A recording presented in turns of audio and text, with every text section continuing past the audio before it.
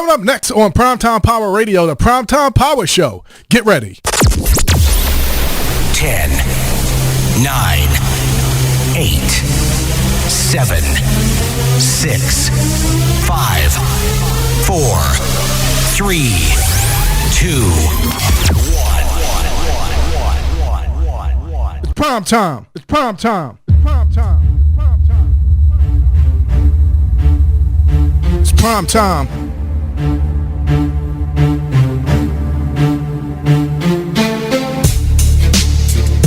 It's prime time. Prime time power show.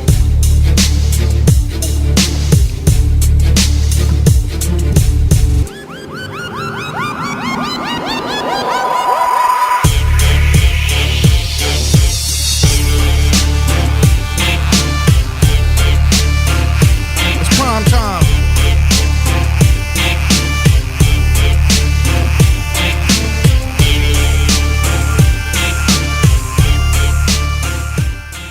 Good evening. Welcome to the Primetime Power Show right here live on Primetime Power Radio for the Paul Earthquake Moore Tribute Show. At this time, we will start the show off with a moment of silence with the memorial 10 bells for the People Champ.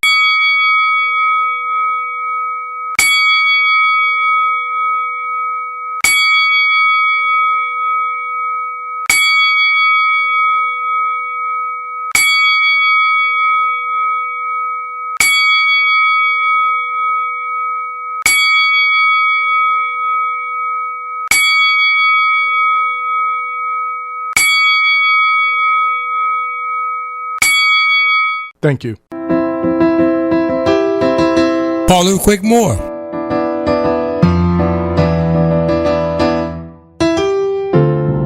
Primetime Power Show live.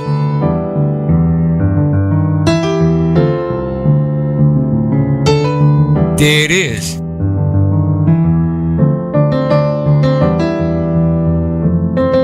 Hello, this is Paulette Moore, daughter of Reverend Paul Earthquake Moore. I wanted to take this time to say a few words about my father. Not only was my dad an excellent father, he was a fighter. He fought until the very end. I haven't shared this story with anyone, but in his last days, I laid my head on his chest as he lay in his bed, and he gained enough strength to wrap one arm around me while using the other arm to hold my head. I told him everything would be all right, and that I loved him and I understood. At that moment, we both knew that he was ready to go home to be with the Lord. That was on a Thursday, the 14th of January, and he gained his wings on Friday the 15th. He was at peace. He fought a long, hard battle, and even though he had his own trials, he still made sure to give back to the community, ensuring that he followed through one last time as the community calls on December 19th. He made such an impact on the community and touched many, many lives throughout his entire life. He will be truly missed. I know that he is with me in spirit, and I will continue to hold my head high as I am and will always be the People's Champ's daughter. His legacy will live on through me and countless others. I want to say thank you, a sincere thank you to everyone who has done a tribute in his name, and a special thank you to the Primetime Power Show radio show for allowing me to say a few words in my father's name. I will now conclude my audio by saying, we are all his soldiers, so stand tall, soldiers, and carry on. Rest in peace, Daddy. I love you now and forevermore.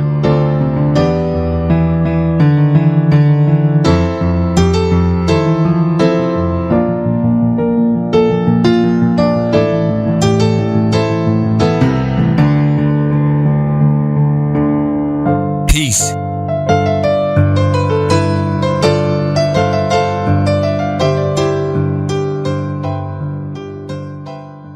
Even though we face some difficult days up today and tomorrow, I still had a dream. It's a dream, keep you rooted in the American dream. I had a dream that one day this nation will rise up, lit out its true meaning of its creed. We hold these truths to be self-evident that all men are created equal.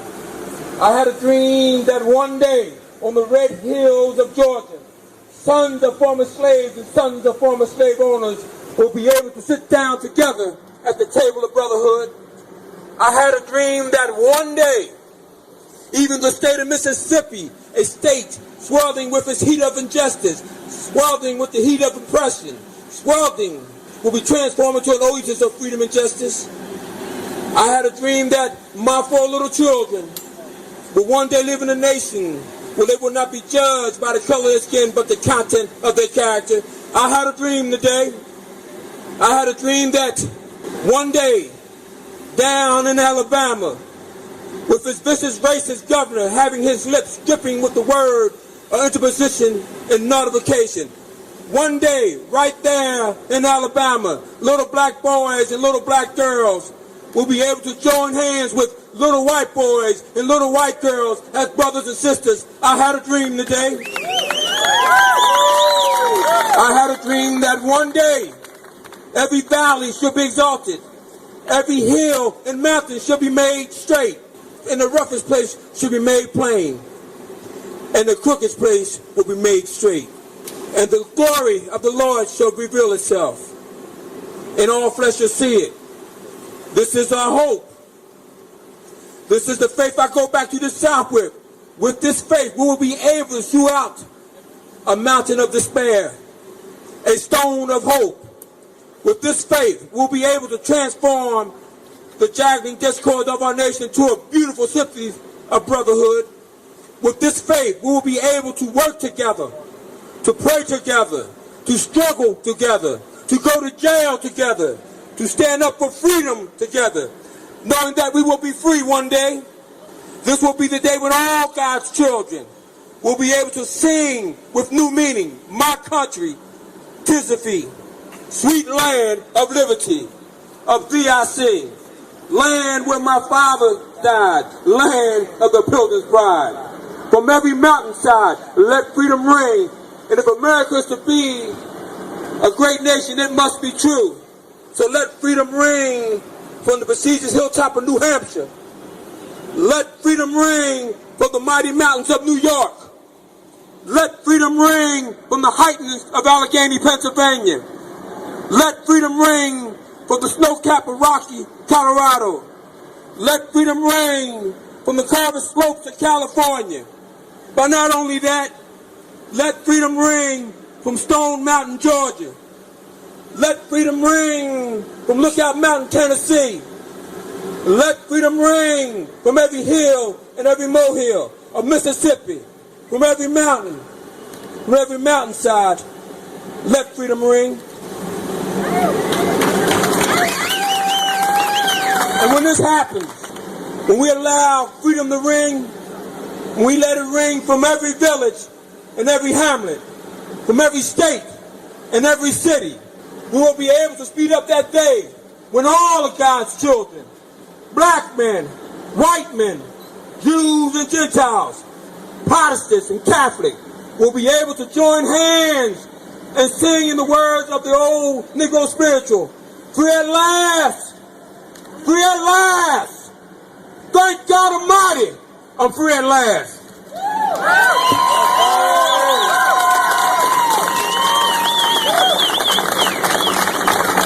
Thank you.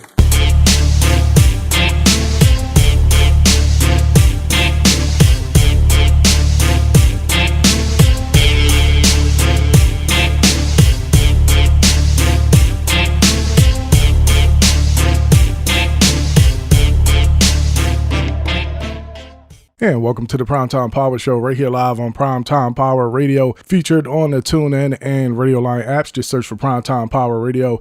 We're also streaming tonight on PrimetimePowerShow.com as well as PrimetimePowerRadio.com. Want to give thanks to our supporter, the O Insurance Group, LLC. They offer some great services for all your health and life insurance needs. You can give the O Insurance Group a call at 844-585-8436, or you can visit their website at oinsurancegroup.com. Want to thank everyone tonight for joining us right here on Primetime Power Radio for the Paul Earthquake Moore Tribute Show, officially number 315 of the Primetime Power Show. And to be honest with you, it's been a very difficult time here on the Primetime Power Show. And obviously, we truly miss the man himself, Paul Earthquake Moore.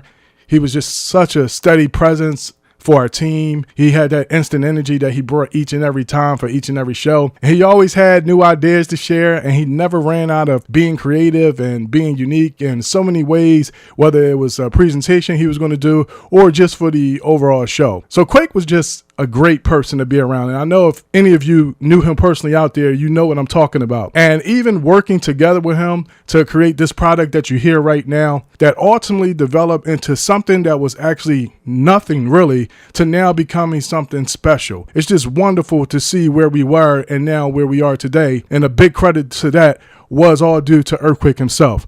So Earthquake had a tremendous impact, not only on our individual lives, but on the Primetime Power Show and what it molded to be as well. He had that ability to just lift you up, even when you were down, and even if you wasn't so sure. He had that ability to just make you feel good. And one of the things I loved about him the most is that he just made you want to be a better person overall. So I think finally of all the fellowships and the times that we had together, whether it was on air or whether it was off the air during commercial breaks, was classic moments and very wonderful times that will always have fond forever memories for me personally. And it's something that I'm always going to keep in my heart. But before we proceed further, I did want to share arrangement details that we were made aware of through social media pertaining to Paul Earthquake Moore. For those that may not have gotten the information, first and foremost, there's going to be 2 viewings. The first will be a walkthrough viewing tomorrow, Friday, January 22nd at the Francis Funeral Home, and that's located at 5201 Whitby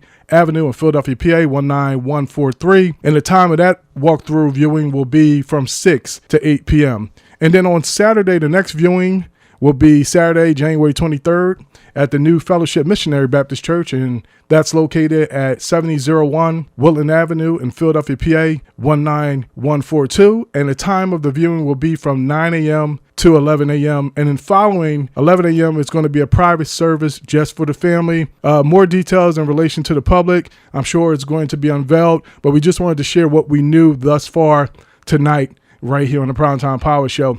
And the instrument will be on Monday, January 25th, 2021. And the cemetery location is the Washington Crossing National Cemetery, which is located in Newtown, PA 18940, which is a military cemetery. So I just wanted to relay that information out before we moved on, so people are aware. And as I mentioned, if you're connected through social media, looks like that's the best way to obtain information. So stay tuned in regards to any updates and changes that may take place. So just to give some background from our perspective, one of the things about this show is that Earthquake was just such a big inspiration, and he was one of the driving forces of the origin of the Primetime Power Show. And we go all the way back to April 2014, and I never forget this moment because Earthquake, he approached me after a church service, and at the time we were at New Fellowship and we were both serving as reverends, and he came up to me and he said, May, because he always called me by my last name. I've never heard this man ever call me by my first name, but at least he knew one of my names, right?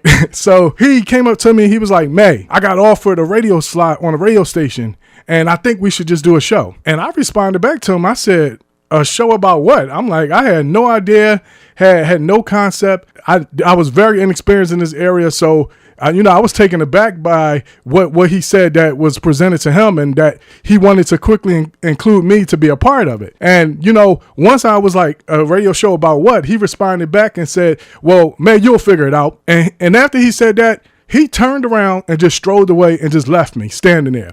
So I was just standing by myself there, and I remember we're right after the church service, and I'm thinking like, wait a minute, hold up. What just happened? He just hit me with something, and I have no idea how to make this work or how it goes, and I have no knowledge of it. But the thing about Earthquake that I always noticed about him, for some reason, he always believed in me enough that whatever he wanted to do and produce out, he felt like that I had the capability to be able to be that assistant, be that partner to be able to deliver it. So he basically gave me a blank canvas, and we didn't have any show concept. Obviously, we didn't have no direction in the type of show that we wanted to produce and create. I mean, absolutely nothing. So, I really believe, and he showed me so many times, and that's why I feel so blessed for him to be a part of our lives right here on the Primetime Power Show. I believe at times he even had more confidence in me than I even had in myself. And that's just an awesome and wonderful thing.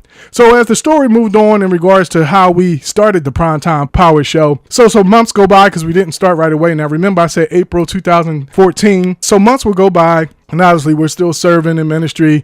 And every so often, Quick would follow up with me about the radio show, checking in, say, hey, May, Did you think about it yet? Did you come up with something yet? And I always knew deep down inside that Quake wanted to run with that thing like right away. Like when he told me about it, he wanted to do it the next week. But I told him, at that time in the beginning, I was like, hey, I need some time to kind of come up with a concept, a format. I need a way to figure it out. And I also had some challenges personally as well. I was trying to get resolved and get schedules adjusted.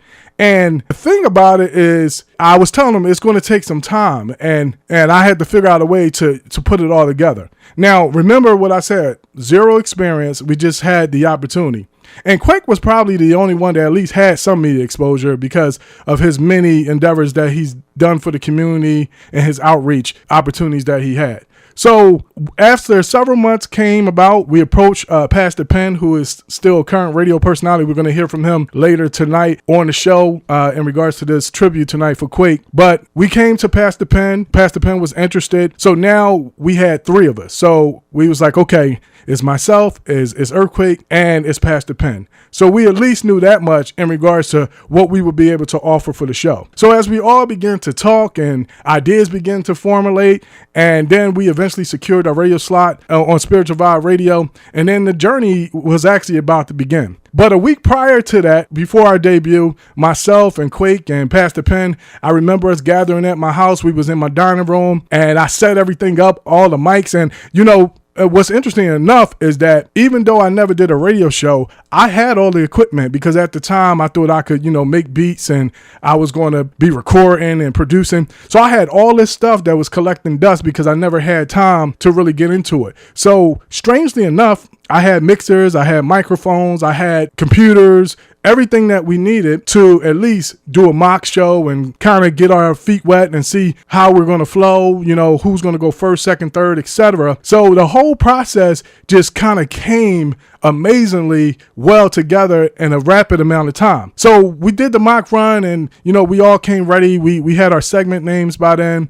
Earthquake came up with What You Need to Know. That's his segment name. Obviously, my show is Uplift Today segment. And Pastor Penn at the time, Shepherd Ministries, which he was the pastor of. So that was the basis of the segment that we were going to do 3 segments for the start of the first show of the Primetime Power Show. So we were ready. We said, hey, we're going to take the plunge. And then September 7th, 2014, the first show of the Primetime Power Show aired, not on Thursday nights like we do now at 7 p.m., but actually we started on Sunday nights at 7 p.m. at Spiritual Vibe Radio, and they had a studio located at 4th and South at the time. So the funny thing about the first show is that I did my segment, and I'm going to be honest, y'all, I was like super nervous, but I got through it. It didn't sound too awful when I heard it again. But after my segment, which was the first segment, we took a commercial break. The producer who was helping us out at the time at the studio said, hey, he said, I think you guys are doing all right. I think you're good. So he gets up and leave. So remember, none of us have experience. So he leaves. Now someone has to produce the show. And of course, Quake looked at me. So I quickly had to jump in the seat. Now, fortunately, I was kind of looking at what the producer was doing, as far as clicking the buttons and the transition and changing the decks and clicking the button for the mic. So literally right after our commercial break, I became the producer of the Primetime Power Show. Now, my initial thought was I was just going to be a radio personality only. I was going to share a word. I was going to share some small business tips, things that would be helpful and knowledgeable to our audience. But I quickly had to put on the hat of producer. So we survived the first show. And then from there, we just kept going on and on and on. So the thing about our show is very early we had success. Quake just has a great ability. He's a wonderful people person, as you all know out there. He was able to get Milton Street. He was able to get Len Abraham early. We got WJS, legendary radio personality Gary Shepard, Patrice Hawthorne, state senators, and just all type of leaders and entrepreneurs and businessmen. And Quake was just able to get people to come to our show to conduct interviews on his segment, What You Need to Know. So it was just a whole array of individuals that came on to share their works and their great stories. And Quake was just natural at being able to get someone to come to our show for an interview and to dialogue with them as well. And so we were on Spiritual Vibe Radio for about 40 shows. And then what happened is the day before our 41st show, we got a call indicating that Spiritual Vibe Radio studio was closing down on a Saturday. Now, keep in mind, we promoted our show all week, which was going to air on Sunday. So a day before, we found out that the studio would be closing. So initially, obviously, we thought like, uh-oh, this is a problem. And we probably thought that, you know what, it was a good run, 40 shows, we improved, we got better, the shows started sounding more polished.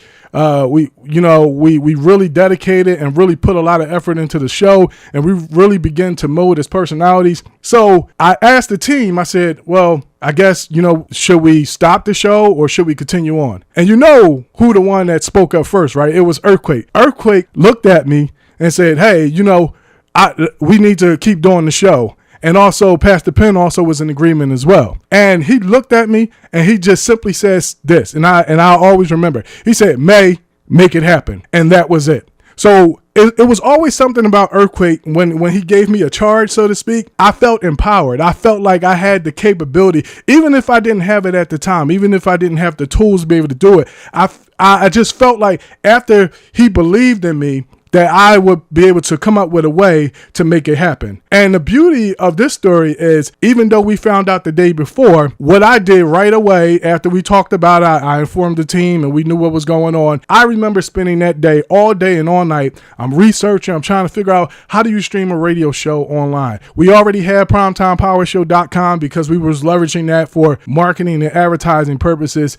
And I knew from other websites, they were streaming on their websites, their audio, their radio shows.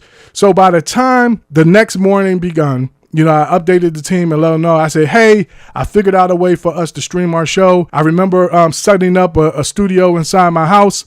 And then by the time we got to our show number 41, Sunday at 7 p.m., the next show that was going to be live, we were ready to produce our show on our own. And from there, we became independent. From there, we really began to brand and really begin to mold the show for what you hear now, which is the Primetime Power Show. So the thing about this platform, though, that was very important for Earthquake, he was extremely passionate about the Primetime Power Show.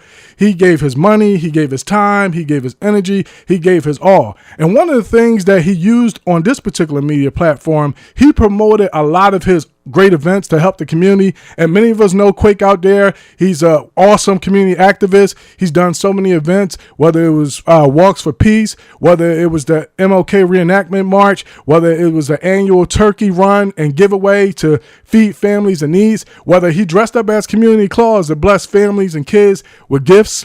So many endeavors that he focused on, and he used this platform as well to be a help and support and a promotion to it. And that's one of the things that we're really proud of here on the Primetime Power Show as well, is that not only did this start as just a show for just 3 individuals to be able to share and to be able to give to the audience, but it also became a tool to be able to use to help him and his many, many endeavors as well. And we know all about Earthquake. He's a reverend as well. He recently got ordained not too long ago. But also, the thing that some people may not know, that he was a very dynamic radio personality on the Primetime Power Show. And this show has broadcast weekly. So 6+ years, he dedicated himself to the Primetime Power Show. He was really passionate about it. And he was a big part and a big reason why our show progressed and it became a bigger and bigger and more known and recognized thing. And many times, as y'all notice how Quake, if you see him in a video and he's doing a promo, a lot of times he represented us with the banner. He always had the banner around. I remember I told Quake, I said, man, I got to get you a new banner. You done wore that banner out to the point where, it's not looking white anymore. But he was just so involved. He was so proud to be a part of the Primetime Power Show. And he was just a wonderful asset, wonderful person to be affiliated with, to be associated with. And I'm truly glad personally. And I'm sure as I talk to my counterparts later on Tonight, we're going to hear from Dr. Christina Williams, and we're also going to hear from Reverend Dr. Leroy Pennington. We're also going to play you some segments that Earthquake conducted in regards to his segment, What You Need to Know, so you can get a feel and an idea, especially for those that may have not known about the Primetime Power Show, just to let you know more about who he was and what his interests were. So I just wanted to share that. I may have rambled a little bit, so I apologize. I do thank everyone for listening and hearing me out. But, he was just such a wonderful person to be affiliated with. And, I know personally, I'm really going to miss him. I know when I first found out about the news, initially I was devastated, and I was working, and it really affected my day. And, even to where I am tonight, I'm just trying to get some strength to go on with the show. But, I still haven't really felt quite the same. Something is missing, and I know that it's him. And I just wanted to share my thoughts. Also, the rest of our team are going to share their thoughts tonight.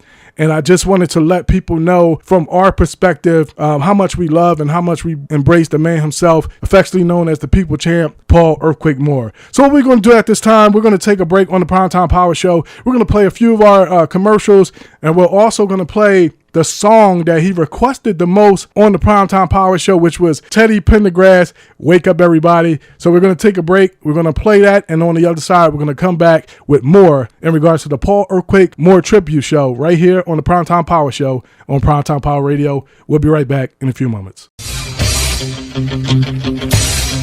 Primetime Power Show Live.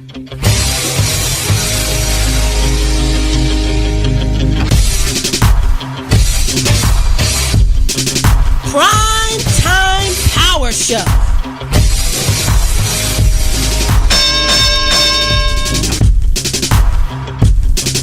Primetime Power Show, baby. Primetime Power Show. That's right. It's radio that uplifts, inspires, encourages, and informs. It's the Primetime Power Show on Primetime Power Radio.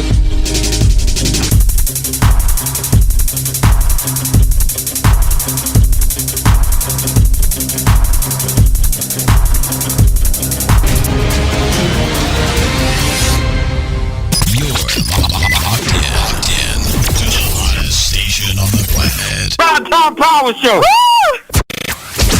Are you looking for technology support that can assist you with your web, computer, and business needs? MakeWorks provides professional solutions that can help you with whatever need that you have. With a wealth of experience and technical know-how, rest assured that MakeWorks can deliver on fulfilling your requirements. Learn more about MakeWorks by going to their website at MakeWorks.com. MakeWorks is also available on social media such as Facebook, Twitter, and Instagram as well. So give us a call today at 484-466-5460. Once again, that's 484-466-5460 if you would like to discuss service options or if you are ready to start today. MakeWorks, working for your success since 2000.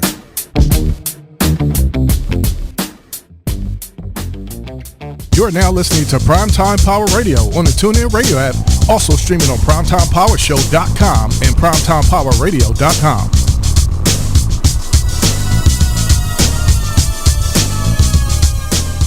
Did you know that the Primetime Power Show can now be heard via podcast? Many different platforms available, such as Apple Podcasts, Google Podcasts, TuneIn, Stitcher, many applications that support the podcast feature. Just check out the Primetime Power Show. All you got to do is search. Once you find us, add us as a favorite. That will give you a notification on your device, and you'll know when the Primetime Power Show is available for you to listen. Once again, check out the Primetime Power Show on podcast today.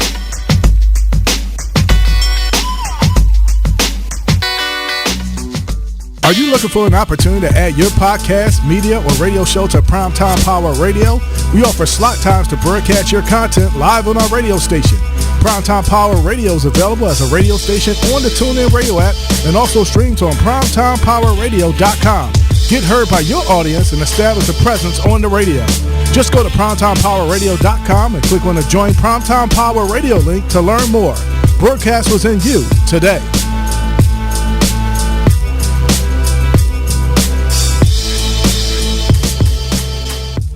The O Insurance Group LLC specializes in health and life insurance services that cater to meeting your needs. The O Insurance Group LLC specializes in health insurance assistance such as Medicare education, medical advantage plans, Medicare supplement plans, prescription drug plans, dental and vision, group health insurance, and the Affordable Care Act. The O Insurance Group LLC also specializes in life insurance assistance such as final expense, term life, whole life, universal life, and variable universal. Interested in getting the help you need now? For more information, call Sharita Odoms at 1-844-585-THEO or 1-844-585-8436. The O Insurance Group LLC. Health and life insurance done with you in mind as we change one life, one day at a time.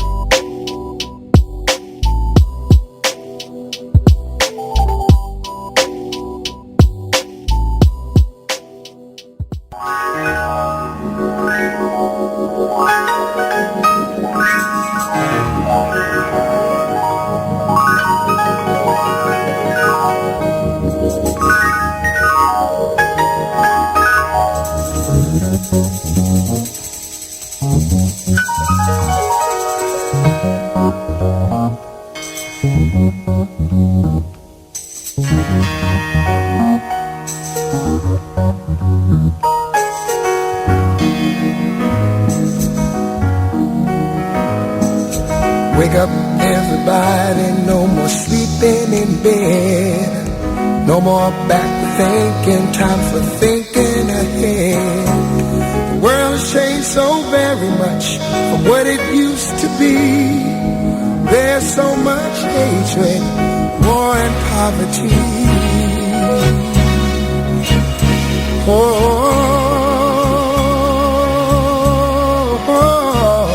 Wake up all the teachers, time to teach a new way. Maybe then they'll listen to what you have to say. They're the ones who's coming up and the world is in their hands. When you teach the children, teach them the very best you can. The world won't get no better if we just let it be. Na, na, na, na, na, na, na. The world won't get no better. We gotta change it, girl, just you and me. Wake up all the doctors, make the old people well. They're the ones who suffer and who catch all the hair.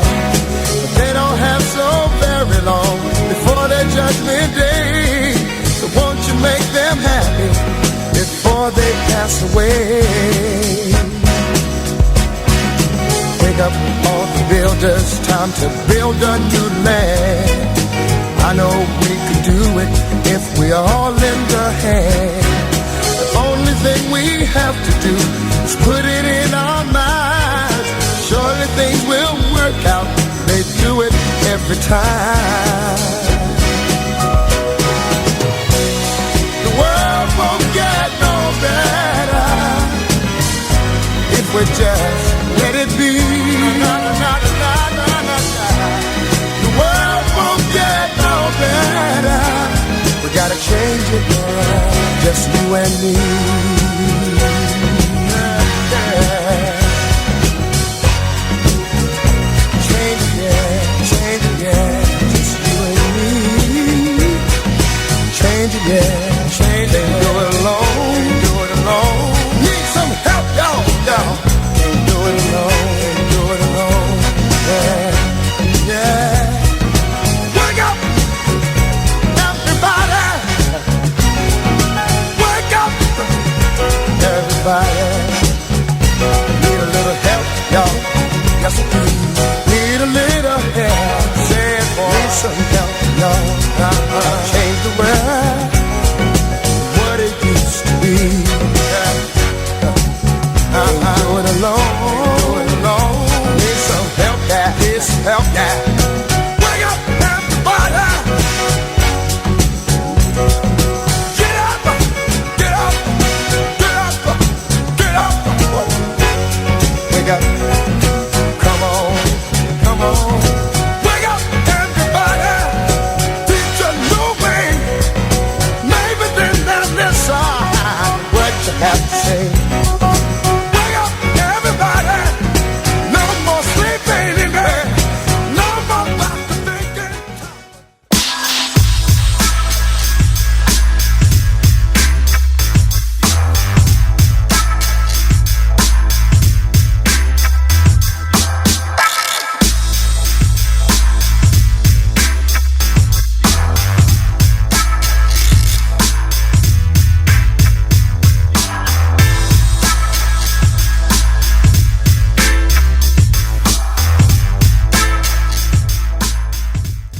And welcome back to the Primetime Power Show right here live on Primetime Power Radio. Paul Earthquake Moore Tribute Show, show number 315. And one of the things that we know about Earthquake is that he was known as the People's Champ. But I used to always joke with him and say, hey, you the promo king. Because let me tell you one thing about Earthquake, he had the ability on the spot, on the fly, to just cut a promo that the WWE would be proud of. So I thought it would be great just to hear a few of his promos that he conducted over the years in relation to the many great community outreach endeavors that he embarked on. Take a listen. We need you to make a donation. We need you to be part of. We need you to make this happen. We need to feed 200 families for Thanksgiving. That equates to roughly a family of 10,000. We're 2 or 3 gap. He's in the midst of it all. So we need you. We need you to make a donation. I'd like to welcome East Fight Patrol, one of the main men. Of the gospel of Jesus Christ. Don't go down your window and walk away. We need you. Come out, be a part of. Make it happen. What's his name? His name is Jesus. We just asking you to give. We're not asking for a whole lot. We just asking you to give. Where's my Will Smith at? Okay. Get off the phone, Will. So tell all your friends, tweet this out. Do what you gotta do. We need your help, and we need to make it happen. Only you can make it happen. You love him? Hey, listen, I'm down here on South Street, but the Bible talks about Matthew 28, 19, 20. Tell the goodness of me, go out there and share the joy. But listen, God gave us a great commission. Help those in need. That's why on November 15th and 16th, we have a 24-hour camp food-a-thon at Island and Woodland Avenue. 24 straight hours. 15th and 16th. That's a Saturday and Sunday for those who don't know. Also, the following week, on the 22nd, we're doing a one-man jog-a-thon from Woodland to Island Avenue. But we need turkeys, we need canned goods, we need your support. For more information, call 215-385-2696. And if you're a runner, come out on 22nd and bring a turkey. Hey, God commissioned us to do this. That's your job. Bless all of you. Peace. I need your help. The Primetime Power Show needs your help. We trying to help families down in Louisiana. We don't want to call them victims, not like that, but they are floods down there. It took a lot of people out. And listen, we need your help. And for more information, call 215-385-2696 or contact the Primetime Power Show at primetimepowershow.com. We need all our items we get. We need a truck. We need clothing. We need items. We need to take that stuff down there. We need your business to help us out. Help us. We'll take your banner with us. Oh, matter of fact, I got the Eagle shirt on. We need your help too. Peace. Hey, listen, with agencies and budget crisis and stuff, social agencies are laying off people. People are hungry. The holidays are coming. We want to feed 300 families, 300 baskets, 300 turkeys. We want to feed these families. Guess what? On November 14th, 2015 at 12 p.m., we're having a 24-hour canned food-a-thon. That means it's going to end the next day at 12 p.m. And on that Saturday, which is the 21st, 2015, we're going to have a celebrity turkey run down Woodland Avenue at the Island Avenue store. That's where we're going to end up at. But we need your help to make this happen. Let's feed these families. Make a donation. Go to the webpage, paulearthquakemore.com, or call 215-385-2696. We need you in the place. We need you to be out there. You got talent? Can you sing? Can you tap dance? Can you do all that? We need celebrities to come out. We need ordinary people to come out and make a difference. Drop a canned good off. Oh, by the way, don't give me the ones you had in your basement for a long time. Let's feed some people for real. God bless you all. The Bible says help those that are poor. You heard what the Pope said. Let's do what we gotta do. Let's feed those families. Peace.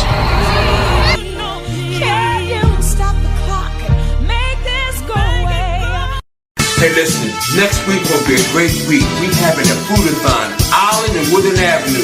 The Island Avenue Market, yes, I need your support. From 12 noon, that's right, you know what the date is? Saturday, the 12th, November the 12th. That's when we're having it. To the 13th, 24 straight hours. I need you to come down to these some canned goods, some turkeys, no expired stuff. I need this stuff and right. You know, and I need you. Listen, support the Primetime Power, support our community. Come on down. I know I got this Eagles gear on, but I need your help. We might not have won the game, but we can win the call to feed families out there. Peace. I am the tiger. You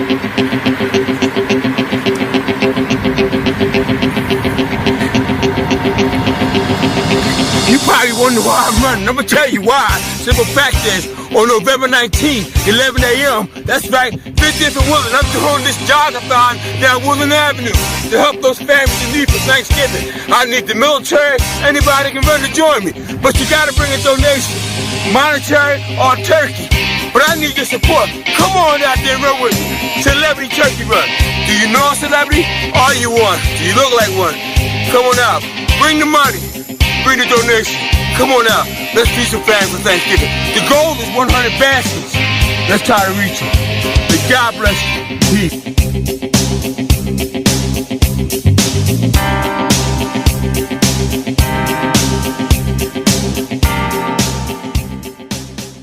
The one and only Paul Earthquake Moore. So what we want to do at this time, we actually want to share a segment. As I mentioned, the name of his segment was What You Need to Know right here on the Primetime Power Show. We're going to take you back to show number 241. He had his interview with comedian Malcolm Hill, one of his favorites. He had him on our show numerous times for an interview, and we thought it would be fitting to play this interview at this time. Take a listen. Doing here today. That's what I'm saying. This man has been around for a long time, and he been in Hollywood. I mean, that's what he told me. I'm just saying. But what I'm saying is this: that's my man. How did you get started? That's first of all, Malcolm Hill, and talk to me. And I mentioned to you something. We're gonna talk about that. What I talked to you about yesterday. Right. How did you get started? Talk to me before you walk to me.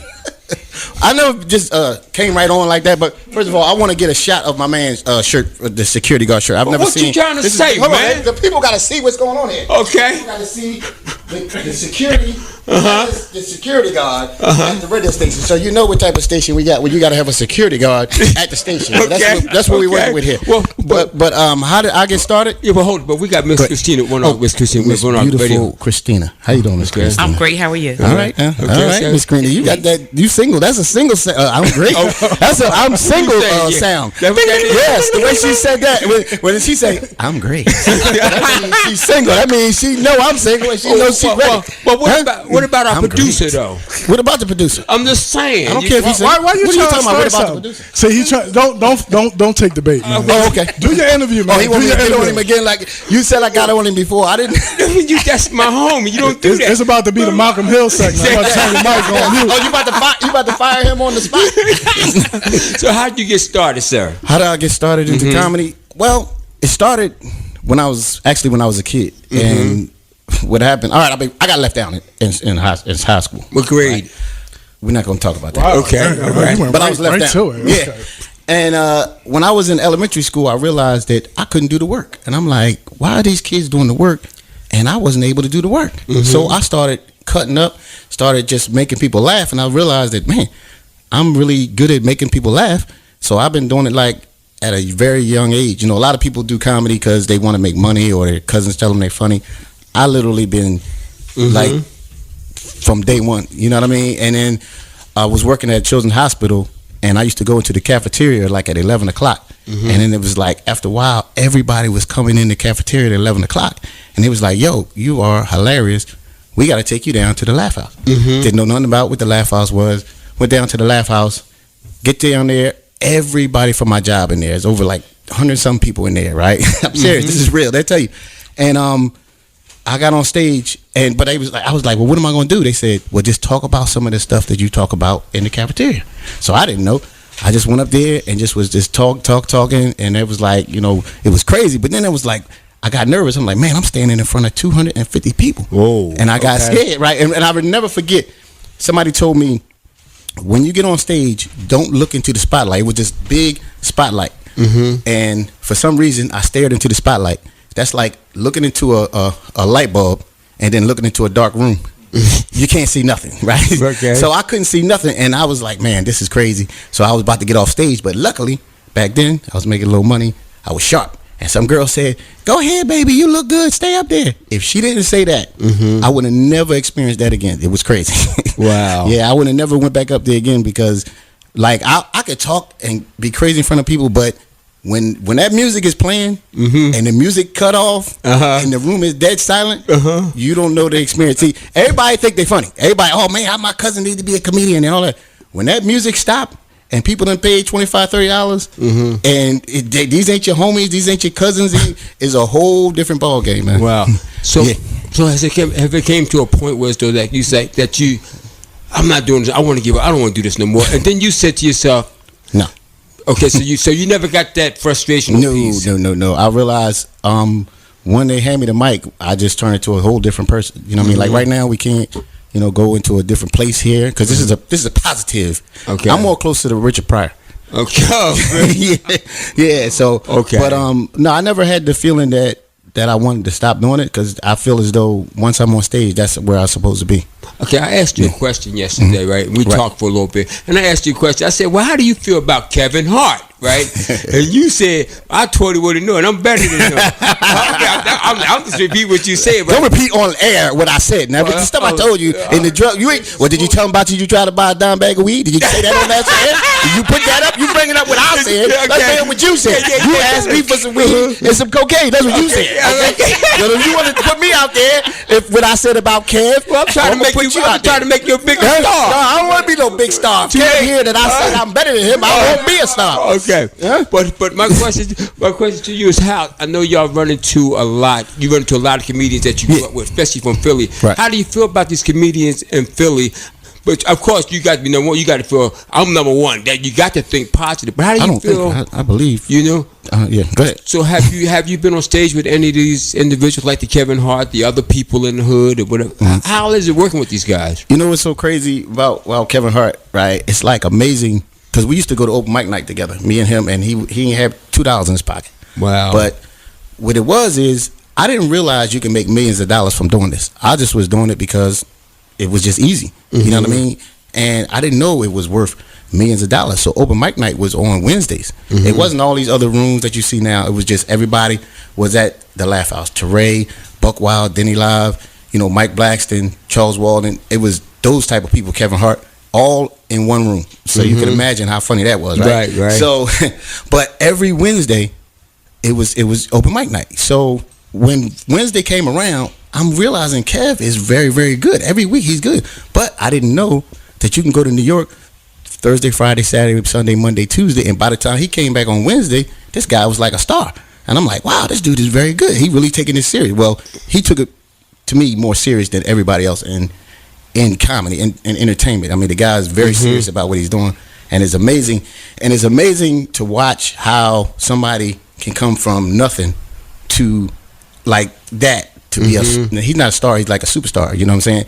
And I remember they was having this show. He had just did Soul Plane and they was having this show, right? Okay. And I was asking could I open for him? And they was like, cool, you can open for him, whatever, right? It was at 7th and Arch. I think it was called Brave New World. Okay. And he was late. So I came there to get in. The lady wouldn't let me in. She's like, well, your name ain't on the flyer. So I'm standing outside. I had to wait for one of them to come get me, right? So okay, fine, that's cool. They went to go get Kev. Kev was at the hotel. He was late. He comes back from the hotel. Now, by that time, it's crowded outside and everything. When he came back, security guard with a real security shirt is backing me up, telling me to back up so this man can come through here. And so I'm like, man, this dude, this dude is a star. That's like right now you talking to me, and then tomorrow they telling you back up. You know what I'm saying? You got to back up because Malcolm's coming through. You be like, man, that's Malcolm. I don't give a damn about that. No, back up. You need to back up. And for somebody to become a star, a superstar like that is like amazing. And so that's what you ain't gonna never get to that level. That level won't be matched, in my opinion. Again. But how long does it take to get to that level? Is it years? Is it months? Or it depends on the level of talent? It ain't a guy.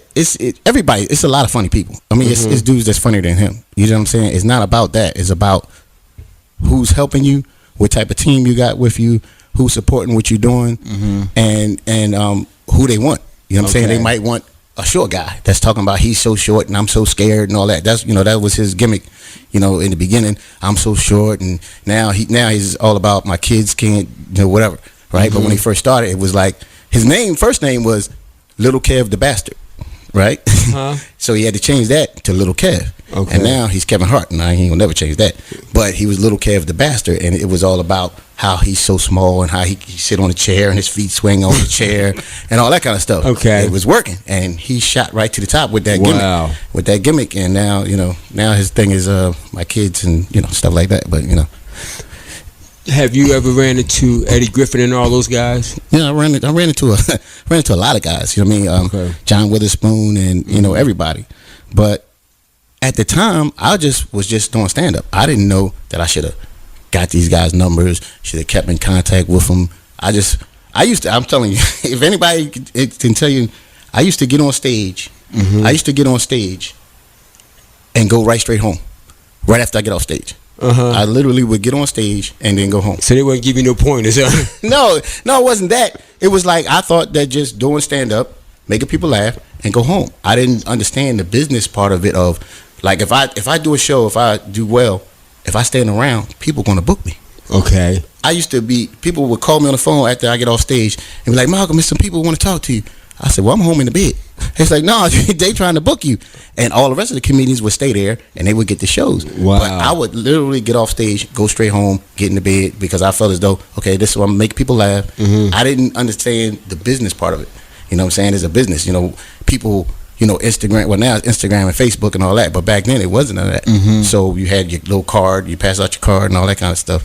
You know what I'm saying? But it's rough. So how's the business now? I mean, like you said, it's rough. But how's it now? I mean, are you getting people calling you like, "Man, I know you did something at the neighborhood festival with the senator thing, right?" Right. And, I mean, you were good. Yeah. You did it. You were everywhere. Right. So you're doing your thing, right? And you give it back to the community. That's what I like. Because you didn't forget about the community. And I like that. And that's when I said, "Oh, I got to get this guy." Well, you know what? I'm glad you said that. Right? I help people a lot. Like whoever come in contact with me, I'm going to help them whether they need to find a DJ or a security guard with a security guard shirt on. Right? I help people.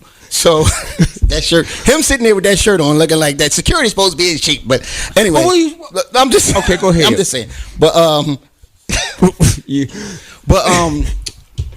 a lot of people that were successful, to me, in my opinion, don't give back the way they should. Okay. Like I went to Overbrook. To me, if I ever made it to another level, the first thing I'm going to do is, try to do something for the school. Whether it's getting the football team uniforms or the basketball team. It's a lot of people came through there, in my opinion, that don't really support what's going on. Now, do you have a conversation among fellow comedians in regards to that aspect? Giving back to the community or coming together collectively to, develop a project that's going to have some impact, particularly in the areas where we grew up. Right. Like North Philly, South Philly, West Philly. Right. Like that's a way to give back directly. Right. I mean, is it conversations with that, or usually it's kind of an independent process? I'll just say it's an independent process. I mean, it's comedians that get together and try to do things. You know what I'm saying? But in my opinion, when you make it to a certain level, you're supposed to try to help everybody that you come in contact with. You know what I'm saying? Like, especially me coming from Overbrook High School, you know what I'm saying? If I make it, I would try to do what I could do now, but that's, to me, minimal. But if I was making it to a certain level that certain people that came through there has made, the team is supposed to have new uniforms. The football team is supposed to have new, basketball team is supposed to have all silver sneaks, something. You see what I'm saying? And a lot of these people that y'all support has, in my opinion, hasn't done no, you're supposed to. Wow. Like when I went there one time, I went back there again to visit school, and they would give me a walkthrough and everything. And when I went into the assembly, I looked up and I see the piece of paint that was hanging down that I used to sit there and look at, and I used to say, "Darn, that piece of paint is about to fall down and hit somebody in the head." So when I went back, that piece of paint is still hanging there. Whoa. So I'm like, wow, people don't give back to where they came from. You see what I'm saying? I don't just do comedy just to to make people laugh or whatever. I'm to try to help everyone that I come in contact with. I like that. Yeah, you know what I'm saying? I'm here for a mission. I'm here for a reason. Yeah, but how's the family, by the way? It's good. I have one daughter, Anaya. You know what I mean? So she's good. She's in college, first year. Wow. Okay. Turn my mic up. Follow-up question in regards to how do you protect yourself? Because some people may try to use your fame and your recognition, to take advantage of you to get what they want. How do you combat that? How do you deal with that? Has that ever happened to you where you feel like, oh, this person is trying to use me and take advantage of me because of who I am? No, I mean, I understand this is a business. Everybody is going to try to link up. Like he was asking me, how do you get to the top or whatever? Everybody is linking up to the next person to try to get stuff done. So I understand it now that this is a business. I mean, I thought, I'm gonna be real with you. When I first started, I thought every comedian is friends and we all get along and we all, you know what I mean? Because we just making people laugh. But it's coworkers. But this is coworkers, like at your job. Yeah. Like it's people that don't like the fact that you on the mic. Yeah, and they're doing the same thing you're doing, right? Because it's competition. It's a competition, but to them they act like it's not. I'm not. Me personally, I'm not in competition with nobody but myself. I don't believe. To me, I don't believe there's nobody going to be better than me. You see what I'm saying? Right. So I don't care if you do good because I believe I'm going to do well at the same time. So both of us can do well. We're not somebody. A comedian once told me a long time ago. He said 2 singers can sing a song at the same time, but only a comedian can be on stage at one time. Ooh. So he wants the same. When you see how the people was clapping for you, he want that same feeling. Okay. So he don't want you to succeed. So a lot of people when they used to host, like if I'm hosting a show, I can make you do well by the way I bring you on stage. Okay. I can say, coming to the stage, this brother has been all over the country. He's one of the funniest guys. Start getting loud. Or I can say, coming to the stage, give it up for Kevin. And walk away, right? Okay. You see what I'm saying? So now you walking, because I realized that because it happened to me. You see what I'm saying? I remember one time, this comedian, right? He wanted me to fail. It was jam-packed, and he was hosting the show. And he was like, all right, y'all ready for the next comedian? All right, his name is Malcolm. And he walked away. Nobody was clapping. You can literally hear my shoes walking across. Wow. Right? So I said, oh, these people want you to bomb. But I thought we was friends. No, it's not friends. It's a business. You see what I'm saying? It's very much personal. It's just a business, right? But me, when I bring you on, I'm gonna bring you on like you the baddest thing in the world because you know what? I don't care. Okay, you know what I'm saying? I believe I'm the best. As simple as that. Has any TV producers or TV shows or anybody come to you with like, hey, listen, we need you to do this sitcom, blah blah blah blah blah? I'm glad you said that. What is crazy about that, right? A comedian, I'm going to tell you, a comedian named Denny Live told me years ago. He said, Malcolm, Philadelphia comedians don't stick together. And I'm like, what do you mean? He said, think about it. We've been doing comedy for like 18 years, whatever. When have you ever seen everybody get together and do one movie or get together and do one sitcom? I said, damn, you're right. Everybody talking about, we with each other and we together. No. He said, there will never be a movie with all the comedians in Philadelphia together at one time. Wow. And I said, that you lying. And he was right. Because it's individuals, but we still love each other. I'm not going to say that. Everybody love each other. Everybody, you know what I'm saying? We love each other, but for some reason it's a competition.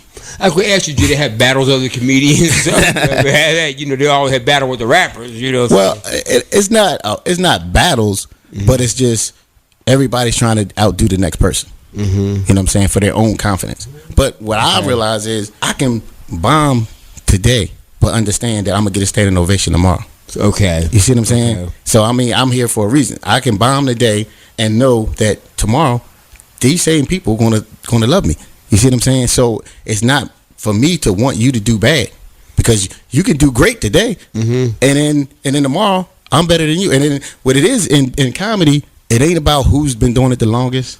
Like, you can just start, and they like what you're doing more than they like what I'm doing because it's just that day that they like what he's saying. Well, you stop right there. We're going to take a pause for the calls. We got a commercial break. What we sponsored by? Are we sponsored by? What is this? You sponsored by the People's Champ. Dollar Waters? This is, no. That's $10 Waters. $10 Waters? Oh, okay. This is a big time Primetime Power Show. That's right. Sponsored by $10 Waters. All right. We going on break? Calls. Okay.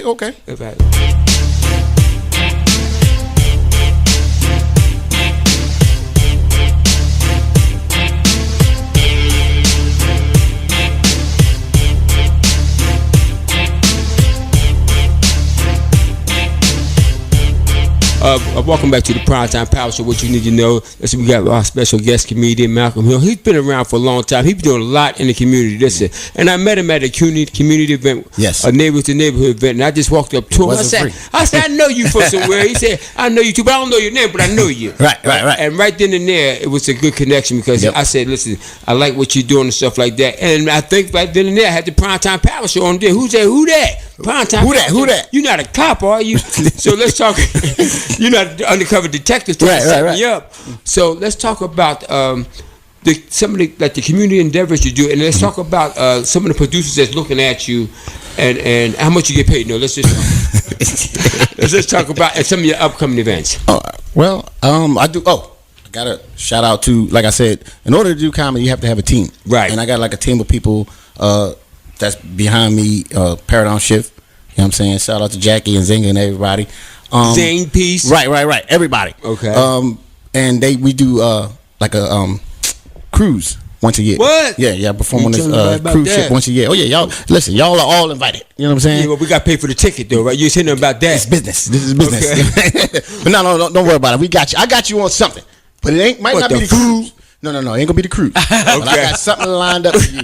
You ever been to Fairmount Park? Yeah. I got a free event for you to be out in Fairmount Park. But we'll talk about that later. Okay. But my team, we do we do the ski trip, plus give back to the homeless. I like that. You know what I'm saying? And we do stuff like that. But we do matter of fact, I'm going to Bermuda and I'm going to Florida. I'm doing a couple of shows. Florida's nice. Yeah. Okay. Yeah. So different shows all over. Mm-hmm. You know what I mean? We talk. I love to see you on GMA. I mean, Good Morning America. I like to. I mean, right. I like to see you in there. I like to see you on some of these sitcoms. I mean, because you just as popular as anybody else, man. You need to be on some of these shows. Saturday Night Live. Put in. I mean, because that young lady on Saturday Night Live. And the one that played Ghostbusters. What's her name? That one. I don't know. I don't watch. Okay. It. You don't watch Saturday Night Live? Well, Saturday Night Live is good. Yeah. But and so I like to see you in some of them sitcoms because you're worthy of it. You don't pay your dues, man. Right. For real. Right. So any producers out there that know the people's champ and y'all got that millions of dollars, help them out. Put them out there, all right? Yes. Listen to this man. Help me out. But I want to have my own. I want to have my own sitcom. I don't want to be on. You want to do? I'll do if I had to, but I want to do my own sitcom. You know what I mean? With my own ideas. Okay. You know what I'm saying? So but I would get on anything. You know what I mean? But I really would like to do my own. Okay. Have you been more involved in skits? That's the big thing on YouTube and social media. Have you been involved in any type of creative projects like that? Right. I mean, I filmed a lot of little skits. You know, what I mean? Like Jack Lake Plumber and stuff like that. Yeah, Jack Lake Plumber, but stuff like that. I filmed a lot of little. Don't be playing no security guard either. Right. I saw the mechanic one. Oh, the mechanic. Oh, the mechanic that's selling cocaine in other people's cars through other people's cars. He's transferring cocaine through other people's cars. I did do that. A lot of my skits came up from real life situations, like Jack Lake Plumber, for example. Like my roof was really leaking. Called Home Depot, found out that that they do roofs, whatever. Called them. Guy came in the house. White guy came in the house. He came in because I needed an estimate. You know what I'm saying? So he came in. He walked around my house. He was looking up at the ceiling. He had a suitcase and a computer. He said up be $5,000. I said $5,000. So first of all, you didn't go up on the roof and even look at the roof. So I said, this is a damn skit. I'm looking around for the cameras like, wait a minute, is this real? Are you serious? It's $5,000. And I said, oh no. And that's what I came up with, Jack Lake Plumber. But you didn't really say, oh no, you probably right. I'm waiting for the guy to come up and look at my roof, tell me what's wrong with it. He walked in the living room, in the dining room, and he said it'll be about $5,000. And I said, whoa. You don't even know what's wrong with my roof. And I said, oh, get the hell out of my house. I mean, get the heck out of my house. It now. I'm fine. Are we on the tape delay? Can we blink it out? You live. Remember, you on live. Oh yeah, we're live on Facebook too. But yeah, we need a 2-minute delay when I'm on here. I'm gonna tell you that right now, so you can cut it out. Yeah, you be. Well, I didn't mean to say that, but a lot of matter of fact, my comedy comes from real experiences of my life. Real life experiences. Like, I didn't know when I'm in my father's car, he gets pulled over and they scraping these stickers off of his car. Was he in Delaware County? No. The 2 stickers, the special stickers, right? They was 2 trespassers, a yellow one and a red one. This is real. So I said when I got they scraping the stuff off, and it was a red one and a yellow one, and he had them in the windshield. And I'm like, why is the cop scraping? I'm a kid, I don't know no better. And I said, oh, so when I got older, I said, I need to tell this stuff on stage. This is real stuff that I really. They were trespassing. Yes, a red one and a yellow one, because at the time it was the month of the. Yes, this is real stuff. Like when I talk about stuff that really happened in my life, you know what I'm saying? Like really, when my mom used to, we ain't have much money. My mom would, remember back in the day, your mom would dress you up for Halloween. Yeah. My mom dressed me up as a ghost. But me and my brothers used to sleep together. It was 4 of us. I had a piss stain on my. I had a piss stain on my ghost shirt. Okay, I looked. Somebody said, "What is that smell?" I didn't know. I had piss stain. Then you know what? Go ahead.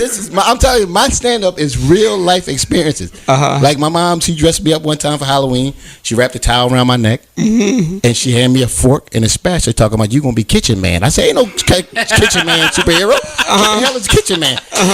And so I tell real stuff about what really happened to me. And that's what makes it. You can't steal my stuff, because my stuff is what really happened in my life. You know what I mean? You kitchen man. I said, who the heck? Ain't no superhero named kitchen man, Mom. That's where my comedy comes from, real life experiences. I don't even watch other comedians. Like when they on stage, I don't even watch them, because I got so much stuff that has happened to me in my mind that I want to get out. A lot of comedians, I'm not gonna say, watch other comedians, not do their material, but do their concepts, do their the same model, the same model. Like when I first was. Everybody used to say, you ever go to the Chinese restaurant and knock on the glass? Hey, Chinese man, come out. Every comedian was doing that. You see what I'm saying? Because they was watching each other. I don't want to watch a comedian, because I got so much stuff that I need to get out that has literally happened to me all my life that needs to be, I think people need to see. How often do you find yourself like stopping your car and like jotting something down on your phone or recording something, just so you won't lose that idea? Never. That's why I'm not. That's why I didn't get as far as I need to be. Oh, just spontaneous. Yeah. Okay. I'll sit there. Yeah. I'm gonna tell you. I'm gonna be real. And I never even said this to no one. When I used to go to open mic night, I didn't study material, right? Because I know different things that happened to me that I could just talk about. You see what I'm saying? So I didn't study, and the reason why I didn't study is because it would make me nervous all week. Oh yeah. Like if I think about if it's today is Monday. And the show at the Laugh House is Wednesday. All day and night, I'm thinking about, man, I'm about to be standing in front of 400 people, and I'm gonna be nervous. So I stopped thinking about comedy until Wednesday, and then when Wednesday come, I'll sit there and be like, okay, I'm gonna talk about when my father drove me. I'm gonna talk about this, and then I go right up, and whatever comes in my head just works. And then people like, damn, you a natural. Yeah, because this stuff is real. This is not a game. But when I say it, they think I'm lying. But this everything I say on stage, literally, most of it is 100% true. This is our last and final question. Go ahead. Religious wise, you said that 5 times. But go ahead. He said this is the last and final question 5 times. Okay. Religious. Wait a minute. Well, I'm talking about when you was a kid. Did mom send y'all to church a lot? Yeah, we went to church. Went to church. What's so funny about that? My father literally cussed out the preacher. Right? I didn't know that. Give it to us, this right? I didn't know that the preacher and my father were friends in prison at one time. I'm thinking pastors are just pastors. Like they were just born as a pastor. Anyway, pastor on stage. Oh my God. He's talking about, you shouldn't be sinning. You shouldn't be cheating. You shouldn't be lying. And you shouldn't be. And he pointed to my father. And my father stood up and said, who the think he's talking to? No. Bloop that one. Oh, that's live. We on live? Oh, No. We on live? Yeah, we live. I didn't know that them two knew each other's business. And they got into an argument at the church. And I'm like, wow. So when I got older, I said, you know what? I'm going to talk about some of this stuff that my life is crazy. Well, I see. Yes. Listen. Yes. Mr. Malcolm Hill, comedian extraordinaire. Yes. Thank you very much for coming on the Primetime Power my Show. pleasure, man. My pleasure having me. We couldn't bleep you out. Y'all can't bleep me out. But before you go, let us know what you're doing, what's upcoming for this month, next month, and any summer events. And not next year. So that was one of the classic segments from Paul Earthquake Moore. What we're going to do, we're going to take a break right here on the Primetime Power Show, and we're going to play Lauryn Hill, His Eye is on the Sparrow, and then on the other side, we're going to talk with Dr. Christina Williams, one of our radio personalities that work with Paul Earthquake Moore as well. We'll be right back. I feel discouraged. Why should the shadows come? Why should my heart feel lonely and long for heaven and home? When Jesus is my portion,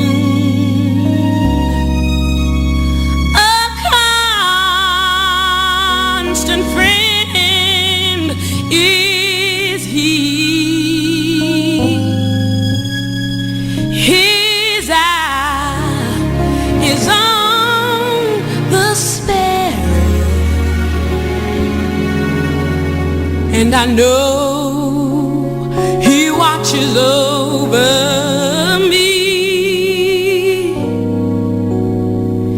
His eye is on the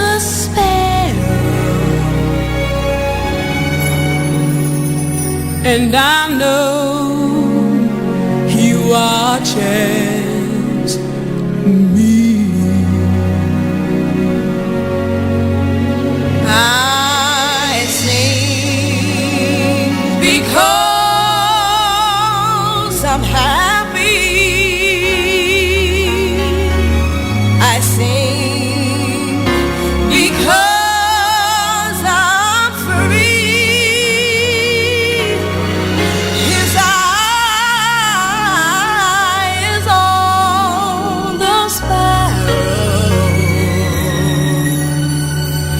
And I know he watches me. He watches me. His eye is on the sparrow, and I know he watches. I know he watches. I know he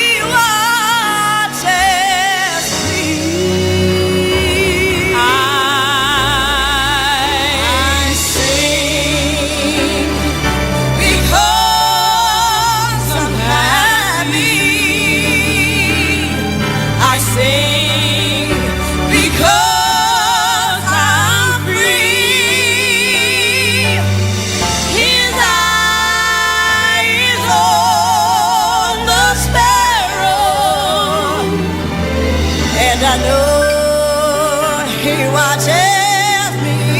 He watches me. His eyes on the sparrow.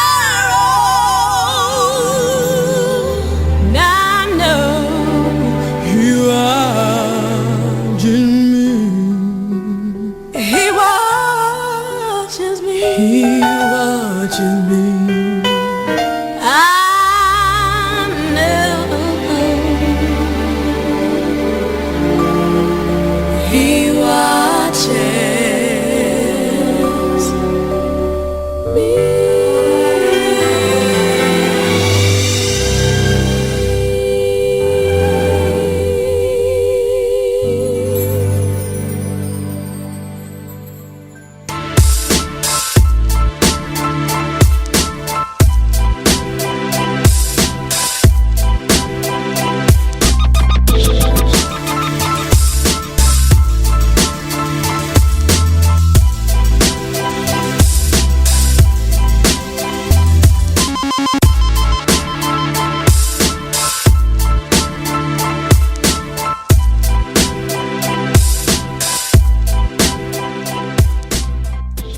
And welcome back to the Primetime Power Show right here on the Paul Earthquake Moore Tribute, show number 315 of the Primetime Power Show. We have on the Primetime Power line Dr. Christina Williams, and she does a segment each and every week right here on the Primetime Power Show from a woman's perspective. And I wanted to give Christina an opportunity to talk about the man himself, Paul Earthquake Moore. Christina. Greetings, everybody. This is kind of difficult for me to do, so I need you to bear with me. My relationship with Earthquake goes back a long time, way back when we first decided we were going to do the police chaplain thing. And so from that, he's always been pretty much telling me what I was going to do and what I needed to do. So he would tell me, well, you need to do this, and you need to do this now. Well, what about this, and what about that? So we went through that. And then he was always supportive of me, though. Even though he was telling me what to do, he was always supportive, and we would have this back and forth argument, back and forth. And I'm sure some of you that listen on a constant basis will hear that back and forth with us on the air. And that stuff wasn't planned. That's just the way it is. So Earthquake is full of questions. He was full of questions to get answers that he probably knew, but he wanted to see what your perspective was going to be on the same question so that he can put you in a corner and get you. And so although that happened, he was very interested in the way my career was taking off and where I was going. And he was always interested in the health and the welfare of the community and those that are in the community. Well, to the point where, of course, you know, when we had health fairs and we had all that kind of stuff, that he would always be there. But he was on the Primetime Power Show, and he would call me and say, well, listen, Chris, I need you to call in for this. Not I want you as a guest to come in. I want you to call in. So I will call in whatever you guys were talking about, Derek. I have no idea what it was, but in any case, I will call in, and then it became that he did invite me as a guest. And so, but it was always based on some type of health issue, or if it was grieving, or if it was bereavement, because that was my career, death and dying and bereavement care. So he would always call me that. But then, and I know you're going to ask me some questions, Derek, so I'm trying to save some of that on how I got on the show and how I did that to the questions that you're going to ask. Yeah. Because I don't want to. No. You're actually on the right path. So perfect timing. So one of the things that I don't know if you knew this, I was counting the reappearances of return guests, and you lead all guests and the number of times that you were on the Primetime Power Show as a guest. So what was interesting about that, you were a regular guest on the Primetime Power Show, and I know one of the things that Quake always gave you props for is your expertise in mental health and your related fields. So that's why he always wanted you to come on. And also, you was always a willing participant, and so which was awesome. So we knew all about you prior to it. But what happened? What caused you to go from being a interview guest to actually becoming a radio personality on the Primetime Power Show? Well, actually, it was Earthquake's request. So he said to me one day, we were in the our police chaplain meeting, and he said to me, well, listen, what about going on the Primetime Power Show? I said, you know what? I said, that might be a great idea because all you guys are men. Everybody on the show is a man. So we're hearing everything from a man's perspective. You need a woman to come in there and shake things up a little bit. Give it a little balance. Okay. Yeah. So he said, well, that could be you. Yeah, so that sounds like Quake. Yep. That could be you because you can handle it. I say, handle what? Oh, no. So you don't even want to know where all that went. So he said, well, listen, I'm going to talk to the guys, and I'm going to get back to you. I said, well, what am I have to do? He said, you're going to have to be there, and you're going to have to talk. Well, I know that, but talk about what? And so he ended up guiding me through it. And then the day that I came in, the evening I came in, I was scared to death. And, of course, he called himself, I guess, making it easy for me, which he did not. Yeah, he made it work. Yeah, I know he was always trying to get you revved up. And, I told him, just so you know, I said, Quake, she's coming in. This is her first time. I said, you remember how it was when we first started. We all was nervous as well. We got through it, but, the nerves was high. I said, Quake, please leave her alone. And I tried to help you out, Christina, but, obviously Quake didn't listen. It was, listen, I was so petrified. When I came home, I just went to bed. It's easier to talk to someone face to face and you just, kind of having a conversation. But then when you start thinking that, you know what, you don't even know who's listening to this. Right. And I never forget, one of my topics was relationship. And he just wanted to go all into my personal life.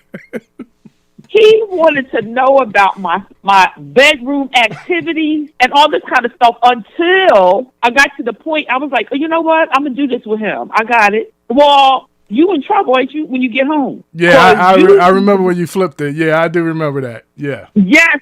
And so, of course, he started stuttering and all that kind of stuff.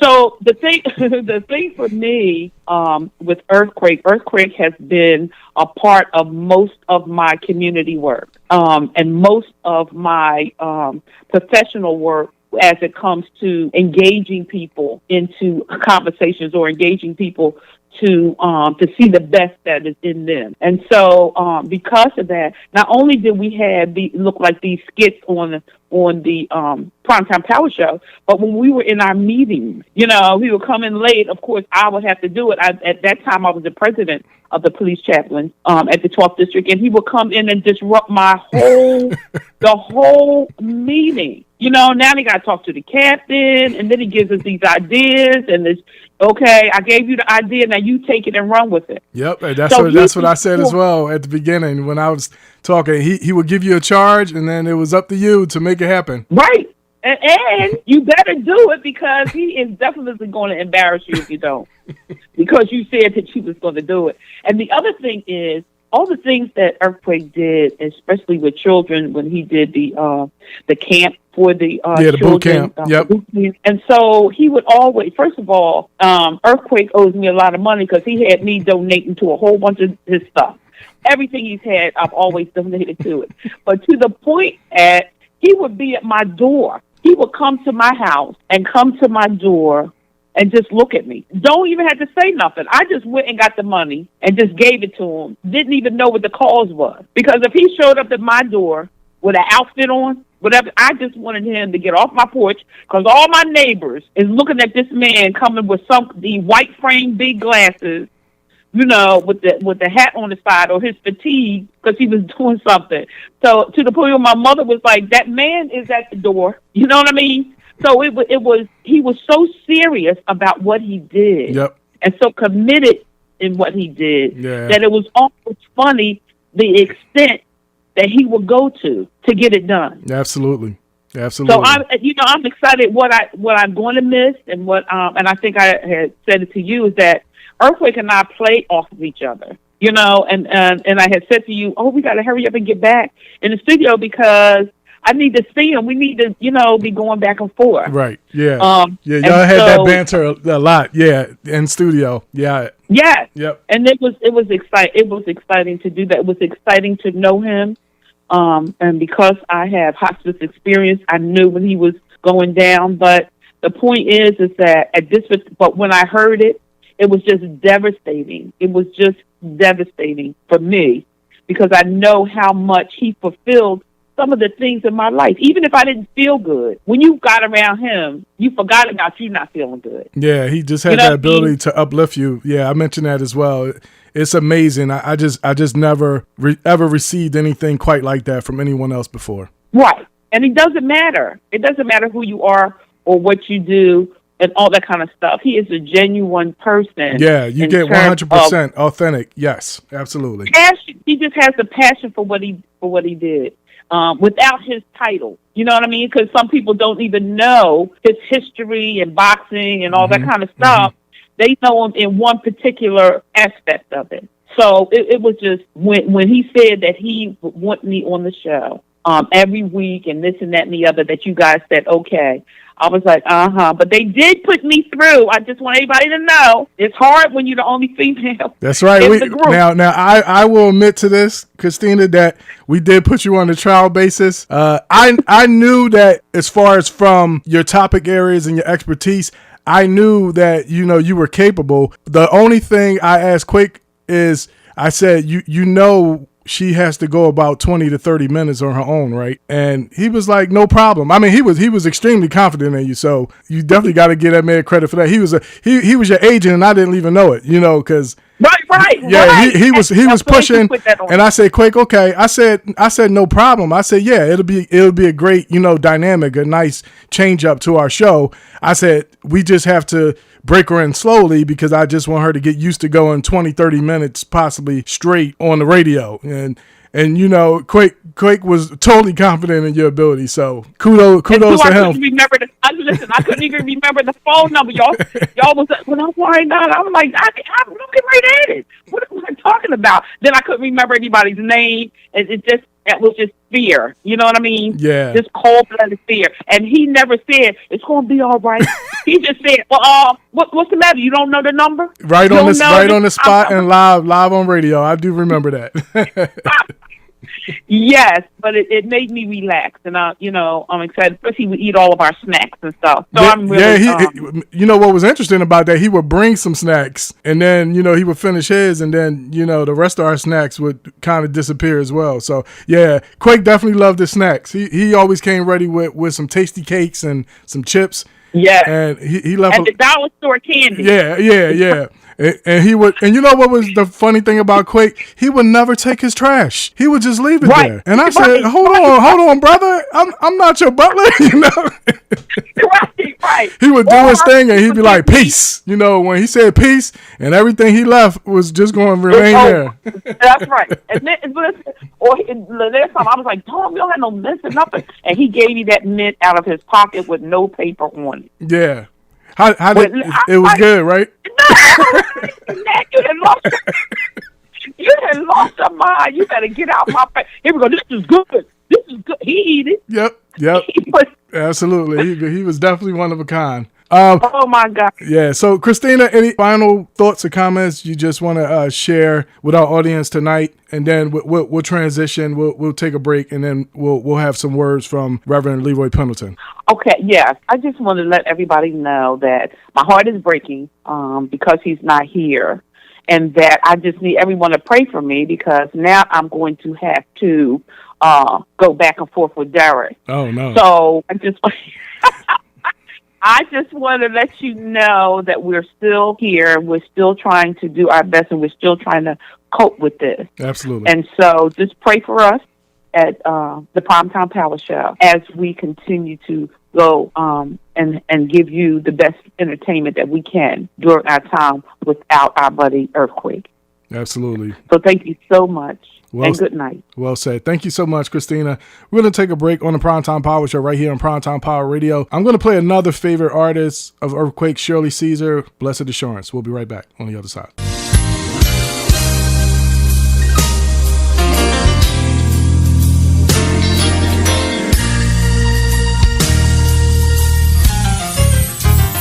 Blessed assurance that Jesus is mine, mine, mine, mine. Oh, what a foretaste of glory divine. Oh, yes, I'm an heir to salvation. Yes, I am. I've been purchased by God. So glad I am. Born of His Spirit, oh Lord, I'm just washed in His blood. This is my story. This is my song. Thank God for my song. I'm praising my Savior.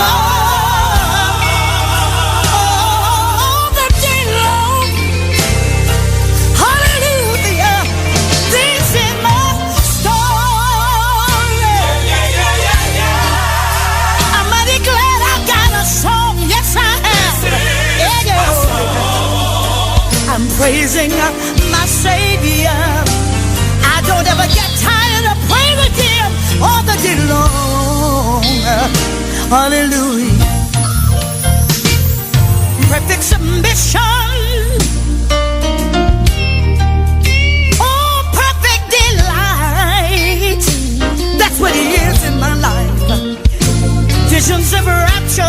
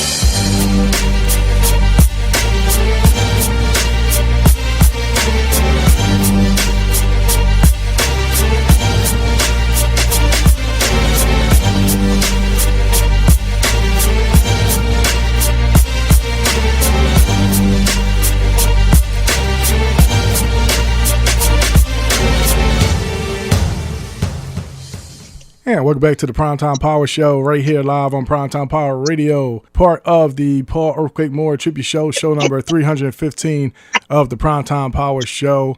And right now I have on the Primetime Power line Reverend Dr. Leroy Pendleton and family. And Pastor Penn, if you wanted to just share some words from your heart in relation to the man himself, Paul Earthquake Moore. Listen, I could take the whole show and talk about him myself, because he was a dear friend, a very deep, compassionate friend of mine, and I've known him for more than 25 years. Wow! And matter of fact, when I first joined New Fellowship, it was Reverend Moore that actually introduced himself to me. Before, I met the leadership, but he was the one that really, I came out on a Saturday afternoon just to hang out with them. And of course, he was doing something out there with the community. When he was finished, he said, "Come on, Rev, take a ride with me." He took me up to the Army barracks and said, "I'm going to get a flu shot." His saying was, "If it's free, it's for me." Yes, indeed.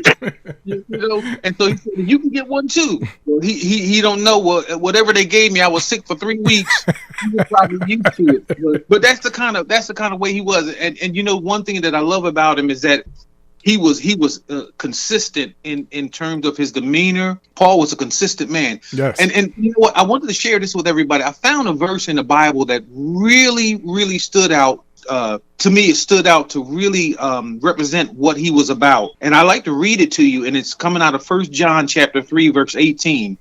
And it says, "Dear children, let us not love with words or speech, but with action and in truth." And if you know anything about him, he was a man of action. Anytime there was a need, I mean, you've probably heard it over and over again about the turkey runs, but I'm talking about stuff we've experienced with him. When he heard about Katrina, now he ain't nowhere near Katrina, right? Yep. And next thing you know, he get up there and announce, "Look, we got a tractor trailer coming up, and we're gonna load it up with everything we can." Got the Army to ship it out for him, and I mean, he just went out of his way to do. And listen, he never got up there and patted himself on the back or asked for money or recognition. He never did it. Now he gagged me one time. Now he only gagged me one. When the news came out to do an interview, and he said, come, he said, "Rev, I want you right with me, man, because I want them to get you too."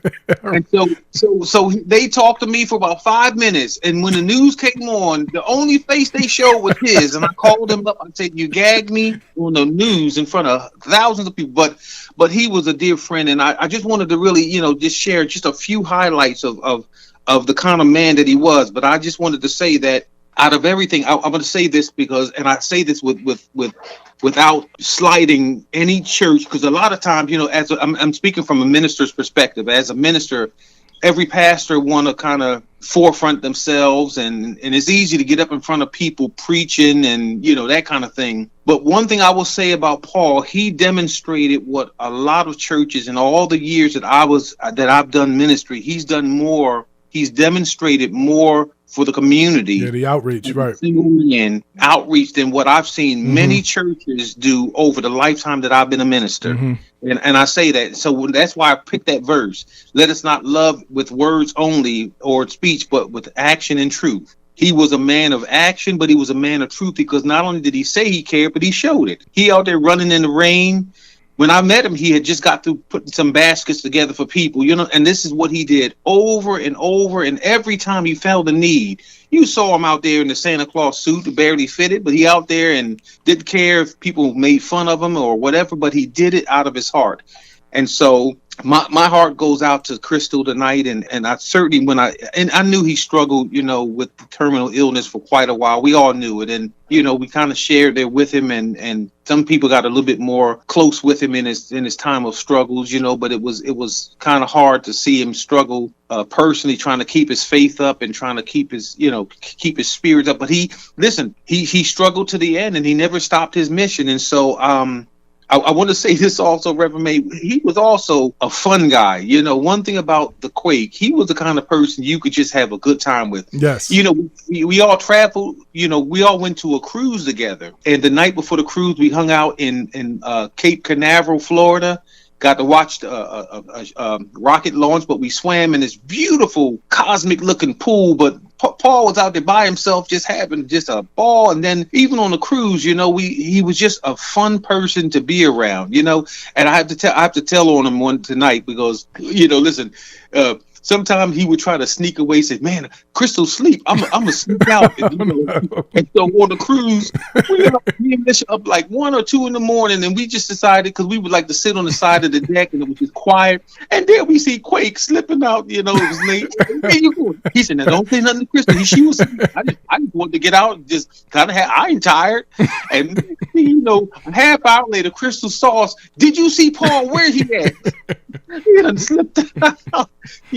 But he was just a really beautiful guy to know. And one thing I can say for him, when the Bible says great shall be your reward, I know that he's got an endless list of people that he helped that he probably will never know the lives he changed and the people that he's helped and the families that he's touched. You know what I'm saying? And he was well known. I mean, everywhere up on Washington, Capitol Hill, they've known him. So we just kind of, I'm thankful tonight that we have a chance to give our tribute to him. And one thing I'm glad is that he was a good friend, even on the show, because he was the reason why I'm on the show. You know what I mean? He had an opportunity to be a part of the radio, and he came to me and like, "Rev, come on, you want to do this with us?" And he was always looking to bring other people to share in his ideas and dreams. And so, like I said, I got tons of things I could say, but I just want to say that I really believe that he was an example of what real Christian love is all about. That's what I really want to say, that Paul, he set an example that if I could accomplish those things as a minister with a whole bunch of people, I would be doing good. But Paul did what the church ought to be about, just caring for your neighbor, and don't worry about what you don't have, but take the little that you do have and be willing to just share and make somebody's life different. So, Reverend May, if you don't mind, let's just hanging in here with us. My wife wanted to just kind of have a word to say also, about the quake. Absolutely. Thank you. Good evening. When I think about Reverend Paul Earthquake Moore, he was, just like my husband said, a man of action. But let me tell you something. I admire him so because, I don't want to get too into it, but when I think about when God puts you on this earth and everyone's talking about living out their purpose, he sought God first. That was his main purpose. And because he sought God, he was able to meet God's needs. So when God asks, "Will you take care of my sheep?" Yes, Paul Earthquake Moore took care of his sheep on many occasions. I remember the turkey runs, the Thanksgiving collections, the Santa Claus, and and until his dying day, right before he got to the point, he sought to do that. You know how extraordinary of a person that takes. It's a selfless person that always puts the other needs before himself. It's so amazing. It's so wonderful. As we get older, our parents tell us a lot of times when they know the Lord, they tell us you'll understand it better by and by. The people that God puts in your path and the experiences that you get to experience. I am grateful. I am so overjoyed that I knew Paul Earthquake Moore. Because you know why? Because at the same time that I knew him, and yes, I'm mourning him because, he was a great friend.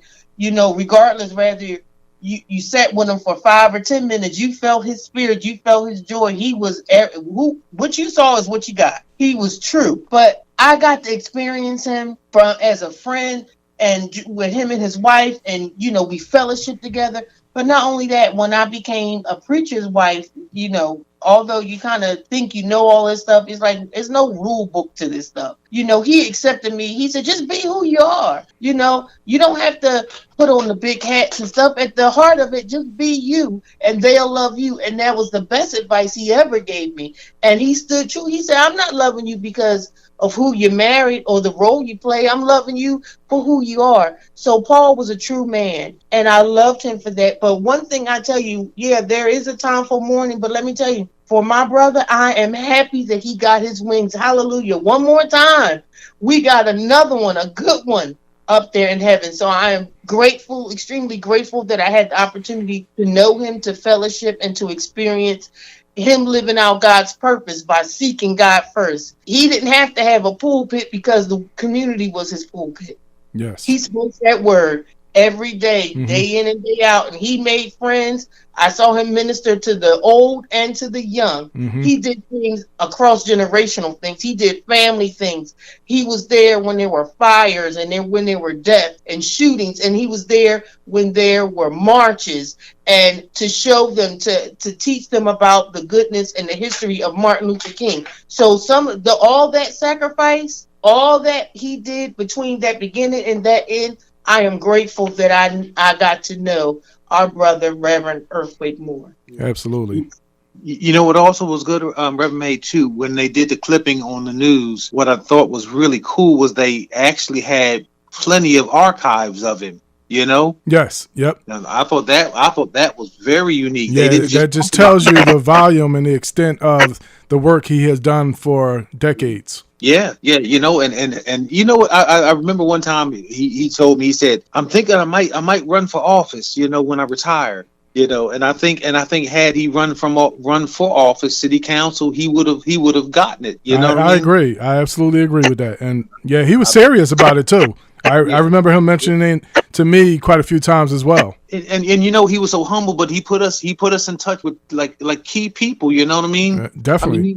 He was well known up in Washington. I mean, for the community work that he's done, and even the state rep coming on our show and talking about some of the things that is, you know, that's going on. And so, you know, but he was a very humble person, and he didn't walk around with his chest out, you know, but he called himself the people's champ. And I don't think you could have found a more fitting, you know, title. Yeah, I totally agree. Yeah, I think that was great. That was, I can't tell you what I used to call him on the side. He used to call him the people's champ, but I used to call him the people's chump. But, you know, that was our personal joke, you know. But I'll say tonight that he was the people's champ, and I think he'll long go down in history as the people's champ. And I just certainly hope that what he did maybe will inspire somebody that he's touched to come up in his place and just pick up the baton and just keep running. But I just wish, you know, my hopes and dreams is that when I look at how he genuinely just loved people, I say to myself, man, that's an example that the church, I think he set an example of really what the church ought to be about. I believe Definitely. That deep in my heart. You know, I've always told my wife that I'm just like, look, he's doing stuff that the church ought to just naturally do. You know, we don't need no grants and all this stuff to care about people, to put some food on somebody's table or, you know, make sure grandmom is got some heat, or go out there and advocate. And you know what? I remember when I first came to the church, I remember what he did as well. He went out and brought some really rough heads to the gym, because we had that gymnasium attached to the church. And these were street boys, you know, they were rough. He brought them to the church and said, now look, the pastor let y'all open up, you know, he opened up the church and let y'all play ball. And he said, I don't want no fighting, and you better respect the pastor, respect this place. And then he introduced me. He says, this is assistant pastor here, Reverend Penn. You know, they can care less who I was. But the point is that he gained their respect. You know what I'm saying? And they would often come to the church on other occasions when we had other things and the gym wasn't up. They were thinking that he was there. But the point is that he seemed to have found an inroad even in the hearts of a lot of difficult young people that looked up to him. So I just think that he's a great example of what it means to live out our purpose, you know? And so I just kind of hope he's inspired me. I hope that I can live out my purpose as well as he did, because man, he just did a lot across the board, and I guess he proved the point that, you know, great shall be your reward in heaven, because I tell you, one day we'll know it all. So he's been, you know, it touched my heart when he passed. I know when my wife called Crystal and she told him that he had passed, my heart dropped, and it's just, you know, it was not easy. Yeah, you know, and sometimes even at work this week, I was trying to not get myself a little down thinking about it, you know, and the sad thing about it with the coronavirus, you know, everybody can't go to the service, and you know what I mean? Yeah. And I mean, that's got half of us like myself scared to death as a cancer survivor myself, and trying to, you know, keep my health intact, you know, but nevertheless, you know, my heart is there, but I'll be there for the viewing, and, you know, I'll do the best I can and to show my support for Crystal. But thank you for the time, you know, the opportunity to, you know, to share with him. And we're going to miss him on the show because absolutely, without question. You know, we're gonna miss him. You know, and I think Reverend made the beautiful thing about the show was that it was just fun coming together with everybody. That fellowship was awesome. man, that was just we always. I mean, every time we came together was just such a great time. It was kind of like great fun, coming together and just being there, and everybody, we got the same purpose to just try to bless somebody with all three shows. But we all really one show with three approaches. But he made it, he as well as you and even our newbie, just coming together. It was always just fun hanging out and just pushing the cause of Christ in the opportunity that we had. So we're going to miss our dear brother, but he's in a better place, and we don't grieve as those who don't have hope, but we love him and miss him. And I guess the beautiful thing about it is that, he was the kind of guy that, love runs deep, and so I love him to death, and I'm just grateful for having had a chance to know him and be a part of his life. So we'll keep the family in our prayers, and I believe that the information for the viewing has been posted, and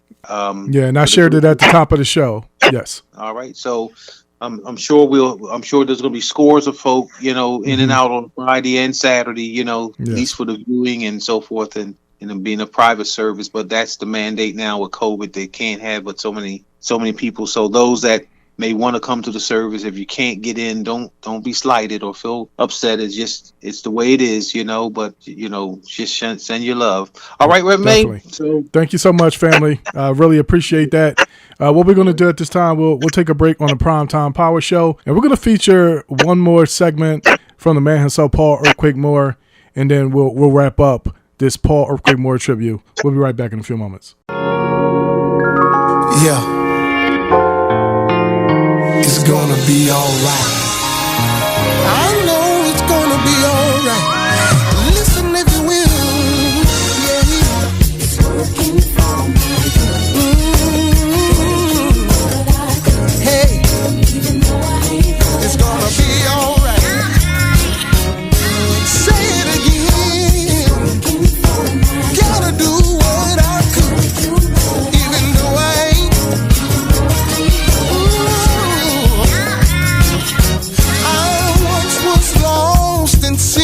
Your grace came and took me in, gave me a resting place.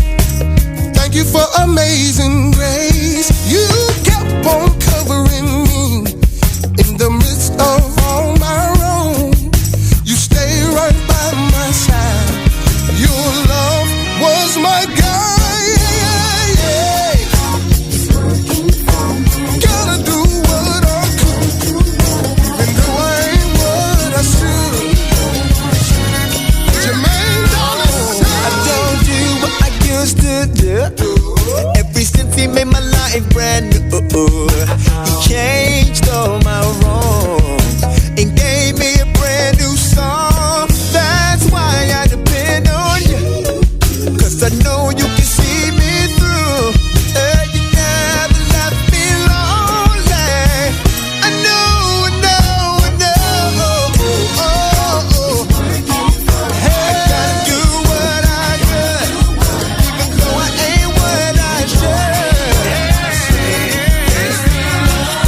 There's no secret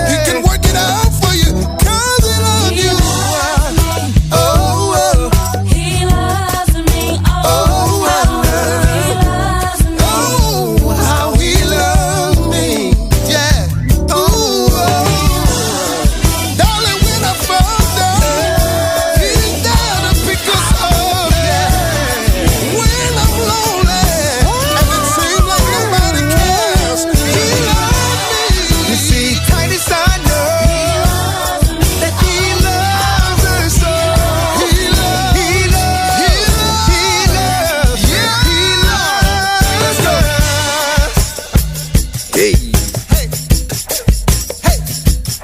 I like the way this one feel, Lucius. Let's go. Me too. Yeah.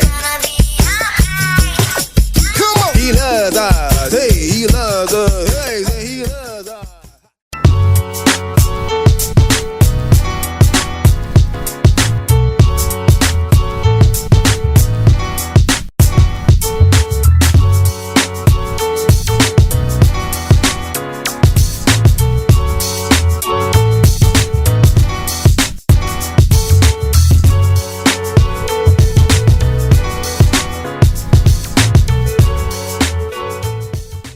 And welcome back to the Primetime Power Show right here on Primetime Power Radio for the Paul Earthquake Moore Tribute Show number 315. And want to thank all of those who called in and contributed, sharing their sentiments in regards to the man himself, Paul Earthquake Moore.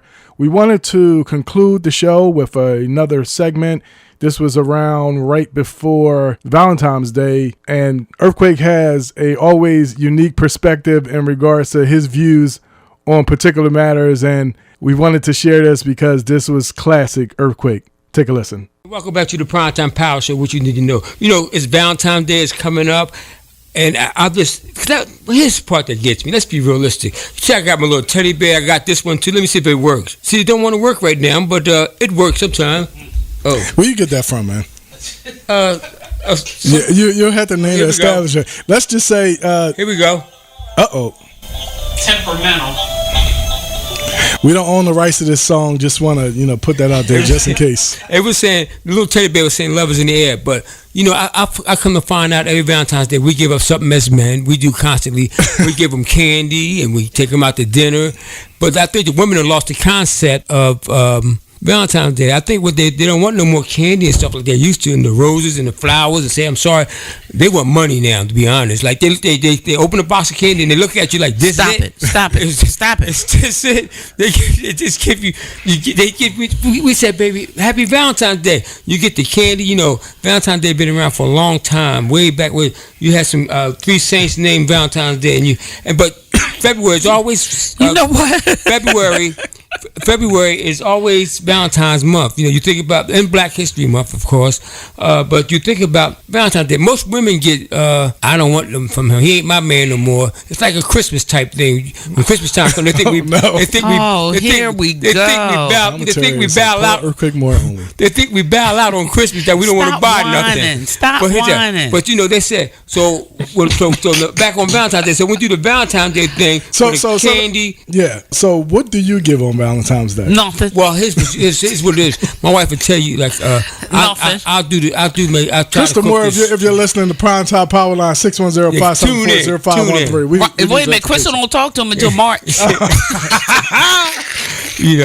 But see, my co-host is telling me that, I think my co-host is kind of be careful. This not my segment. I think my co-host is kind of, from one perspective, I think somebody kind of got on her nerves, so her Valentine's Day won't be there this week. But we're gonna try to cheer up with some candy and some donuts and all that other stuff. But the women are tired of the old candy, the old cards, and matter of fact, I need to ask her, what do you want for Valentine's Day, Miss Christina? A car. A what? A car. C-A-R. A car. C-A-R. See, with them big ticket items. Why they got to go with a big ticket item? So are you saying she's proving your point? She's proving the point. BMW. Before they used to love when we give them stuff. Thank you, baby. Thank you, honey. I love you. Now you stick some chocolate candy, little hearts, and you do some lobsters and all that. Then we got you like this. I think one of the things is that women got hip to that the men were very crowded in the dollar store on the day. Yes. So you think the women got hip on the cheap, teddy bear on the corner? The cheap car. They selling them on the corner. Well, you know what? The teddy bear off the stand. Yeah, no, you know what? That shows so much love. But it was a woman that created the dollar store. We just go where they tell us to go. You don't even go to the dollar store. I was never introduced to a dollar store. My wife took me what there. You're trying to say is truly about the thought that count, not the dollar amount. Well, that wasn't the thought. But they don't want our thoughts no more. They want the. You heard what she said. She want a new car. You ain't had no thought. So but then you said I try to cook dinner for him. You said give him a nice time. Go to movies. They don't want that no more. you mention movie, they be like, this movie? I can rent that from go to the blue red box, rent that movie. Oh man. Hey, let me tell y'all, we see people on Facebook Live. Add a comment to the video. You see the man so Paul Earthquake Moore. Let us know what you think. Is Earthquake Moore telling the truth or you disagree? Yeah, you man up and tell the truth for real. What's the real deal? I know some of you will say I love my wife, I give her the best. But what's the real deal? Because you do go to the dollar store, get the dollar candy. You know, okay, so wait a minute. We got Catherine. Catherine is checking you out on a Facebook Live right now. Well, she said she would love to just have a good blessing. That's it. Okay, exactly. She said not the dollar bill, but just be a blessing in her life. So she just wanted to, and that's good. But what kind of blessing she want? Because see, she could tell us she want a blessing, right? But let Valentine's Day come and nothing in her hand. See what kind of blessing he gonna get. Well, that might be received as not getting a blessing. Yeah, so and that's good. I mean, and I know she going the biblical part with it, but still, yeah, she gonna say, you say happy, so like this, happy Valentine's Day. They look at you like, okay, what else? You know, so it ain't no harm to go to Produce Junction and get 45 flowers for $20. So great. Do you think there's a minimum amount of items that you have to have? Is that what you're saying? Yes. Okay, so 1 or 2 is not going to do it. I think a minimum should be at least 4. Okay. Because anything less than that, you're saying that women are not going to receive that happy. Well, number one is, you know, they read the card. Don't get me wrong. They read the card, but they read it. They read it last. They what you give. They give you. You give them the rose. You give them the roses. They love the roses. You said, now listen, and you say, now we're talking real 100% authentic the real roses, deal. right? Okay, yeah, from the earth. The one that costs you for 10 of them. Not the one that's around your microphone. Not the one that's wrapped around your microphone. Well, the one that's wrapped around my microphone is for the person that don't have a date this week or next week. That's Crystal. I'm sorry, Crystal. This is a symbolic gesture to say, take this rose when you go. And the balloon. And the balloon. It'll never fade away. Yes, it'll always be there. You know, but a lot of them, I believe. It's like you said, love is in there, but I think a lot of them they get sentimental around that time but nowadays they don't look at Valentine's Day as Valentine's Day. It's like it's another day, another holiday. What is Valentine's Day? Well, it actually came from historical the saints back in historical times, and they just created this facade of a holiday. So where Cupid come from? Something y'all made up. Sam Cooke. Who? Sam Cooke. See, that's what the prophet talking about. Cupid, Sam Cooke. Now on here it says the reference in holiday. Okay, Valentine's Day occurs every February 14th across the United States, across America, all over the places. Candy, flowers, gifts, extravagance between love and all that. Wait a minute, extravagance. Is that what you said? Extravagance. But you're not getting that card. Would the card be the criteria of that? Okay. No, because listen, nobody's not paying a card note. That's the bottom line. Either you're going to get this rental and be happy, get it for the weekend and have fun with your girlfriend, because I ain't going to buy you the car. And she better not scratch it up. That's right. Because they go around the car and say, hey, you got to pay for that. And, you know, and they will do that, you know, and you better get Allstate insurance or get Enterprise. When you rent that car, get Enterprise insurance, because I'm not paying no deductible. Now, okay, if you're going to rent her the car, does she have the option to get a luxury vehicle or it's the weekend rate? We got to do the weekend rate. A car's a car. Them little ones that only one leg fit in. See, some women us as men, you know, they always call us cheap anyway. So we're going to do cheap. We're going to do cheaper night. All right, she might want a Mercedes Benz for the weekend. I'd be like, oh no, you better get that Ford Contour. Be happy. See what I'm talking about? That's what I'm talking about. And you consider that the blessing. You know. So you basically saying the only preference you're going to give her is the color of the car if they have it in stock. If they have it in stock, most of, and they don't want red no more. They want their own color now. Red is out. You can say Happy Valentine's, the big red car. I don't want that. I want that one over there, that black blue. Matter of fact, I want the one you driving right about now. You know, you drive the red one. But you know, then you have some women that really appreciate it. You have some, because simple fact is, you know, you cuddle up around that time. Do the women cuddle up now? Should be cuddling up all the time. But they don't. They do. You know, well, maybe with the dog or something. From a woman's perspective, okay. They do. Well, name one. Me. Good answer. But they do appreciate the gifts and stuff that you buy. They love the candy. Don't get me wrong. They love the little box of candy. They love the float, and they love but they stall for a little bit. You know what they stall for, Reverend May? What's that? They waiting for the big package. So the flowers and the candy, that's not it. The flowers and candy is not. That's cool. That's just the appetizer. Yeah, you know, if they're fresh flowers, from Produce Junction, we get $25 for $15. Junction. Oh, they got them. They got them $25 for $15. Why they can't be delivered by the florist? Because before I pay the florist $45, they $59.99. Yeah. Why you gonna pay the florist special delivery when you got a car go pick them up yourself? You know what? That's the So wait a minute. Are you picking them up for the savings aspect from Produce Junction? Why pay Uber? Why pay Uber $40 to drop some flowers off? Unless you know you're talking about thank you. The Uber guy happy because now you can go buy his wife some flowers. Oh my God! But see, you know what? So you know, I mean, the holiday. I mean, the men catch a bad break on the holidays. Period.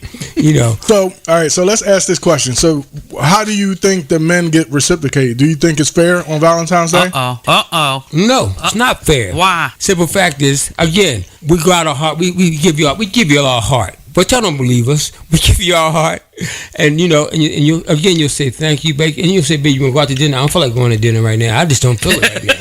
That's what they say. I don't feel like you don't feel like dinner, but I don't make reservations already. Well, you better cancel plans because I'm tired. You know. Now, so Wendy is on Facebook Live. She says she don't get anything. What's your thoughts about that? Well, Wendy, you know, I see why you don't get anything because I blame your husband because. I blame your husband because he should know better. So you saying on the Primetime Power Show and on Facebook Live that somebody got to step up. Somebody got to step up, and it's usually the man. But you know what? So you're okay with getting something, but you say don't spend too much money. I don't think you should. I mean, if you're a rich man, you can. But if you come from the hood,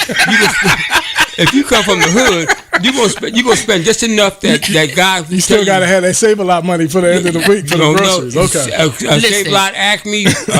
You know Shop it right. come. You know Valentine's come every year the same time, so you should have been saving up. So that's it. That's what I'm saying. So are men not good planners and they wait till the last minute? Yeah, they wait till the last minute. Now, is that an indictment on how they really feel? Well, some of them have more than one. So they have to buy two or three. So they gotta buy two or three. She said some of them got more than one. So you got to go to Produce Junction and see if they got buy one get two free. Oh, they got them. See, but what I'm saying is that we do take our time on Valentine's Day. We do the best we can, but they don't appreciate it. Why you think we procrastinate? What is it? Do we feel? You know what? Let me keep it real. Do we feel like we're obligated? Yes. That's why we say, you know what? I'll just get it in the last minute. But you know what's weird? I remember seeing someone. Now I already got my card. I was just getting something for my daughters, but a guy was actually complaining about the lack of cards that was left. And it was on Valentine's Day. Yeah. Right. Now I'm picking up extra things, so I got everything else set. But I'm looking at him like, player, is you serious? Because they run out of cards. He was visibly upset. I mean, I think he thought he was gonna get in trouble. That's the real That's the real thing. Right. Well, you know, but so, question for you: have you ever been that guy? You know, that morning in CVS? Oh yeah, plenty of time. In CVS. Listen, you know, sometimes you Rite Aid. Sometimes you don't want to go to Rite Aid. They cost, man. Listen, Rite Aid's card charge you $10 just to say I love you. You know, you better listen. You better carry yourself to. You better call Tyrone. But you better listen. You better go to General Dollar. And most of the cards, you know, a lot of people like Hallmark cards, and a lot of women like Hallmark cards. But even the Hallmark cards now, it's everywhere now. You know, you got Hallmark cards at the dollar store now. I'm serious. You've been there looking through the cards? They're all in there. They're all in dollar store, General Dollar. You name it. So wait a minute. So Catherine has been an active participant on Facebook. Thank you, Catherine. So she said she all about the money because the candy and the candy is all going after his 8, and the flowers just die. Well, she's right. What's your comment? Talk to Catherine. But Miss Catherine, you got a valid point. Just when I was telling my co-host the same thing, that candy thing faded out with y'all. Y'all said, listen, if you gonna give me the $50, give me $50. I'll buy my own candy. Right? I'll buy my own meal. Yeah, give me the $50 or give me the gift card. I go do what I want. Now strangely enough, there's no men participating in this discussion except us. They over in the side, in the corner, in the dark. So, but you know, I just encourage the men to go out there and do what they can do and buy something nice. But some women are not appreciative of it. I mean, so what makes you say that? Like, is it the reaction, or they're very blunt and tell you straight up like your gift is whack? Well, you know what it is. Like, let's say 10 years ago. 10 years ago, they go flashback, flash down memory lane. But what I'm saying is, Manny Riperton, right? So 10 years ago, you say, okay, here's a nice car. Back then, you know, when things wasn't really good, you like, oh, I love you too, baby, you the best. Thank you for the car. Let's rewind to current day. So they figure in 10 years you should have had some progress. Something done. I mean, 10 get years, it right sometime. Well, the card has expanded. The card gets bigger. You know, they make some music and all that good stuff, right? You know what they're gonna tell you? Thank you. But a lot of women ain't gonna eat that candy because half of them got diabetes anyway. No. Well, they gonna tell you they rode right past that same corner where that big teddy bear is that you bought. It's a little tiny one here. Yeah, well, that's even worse. Okay. So do women automatically think once they see that teddy bear that the guy got it off the stand, and all he did was happen to see it, and he just got the first thing that he saw? You know, and he went on his way home from work, so it's discounted because the man didn't want to take all that stuff. Only way these things get discounted is the day after. No, not even that. If it's 12 o'clock at night, you get a discount. Almost when it's over. Almost when it's over. He talking about he worked overtime. It's right. You have to work overtime.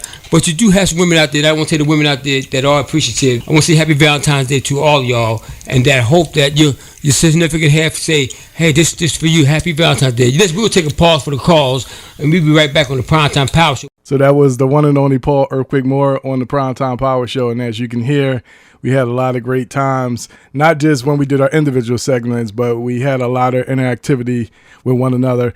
We do want to thank everyone tonight for tuning in to the Primetime Power Show right here on Primetime Power Radio for the Paul Earthquake Moore Tribute Show number 315. We're going to conclude the show with a song from Jennifer Hudson, Jesus Promised a Place Over There.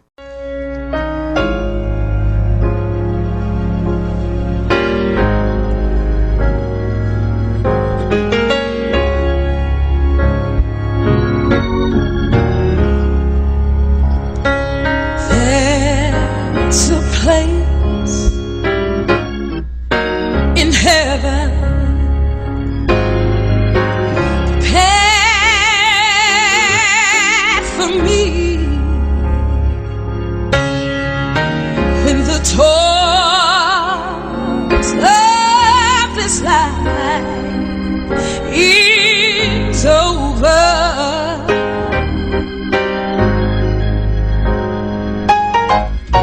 Where the saints are clothed in white before the throne, singing praises forevermore.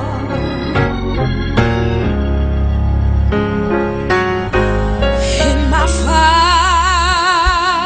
Father's house, there are mansions bright. If He said it, then I know it's true. Yeah. There's a place for me beyond the sky. Brothers and sisters,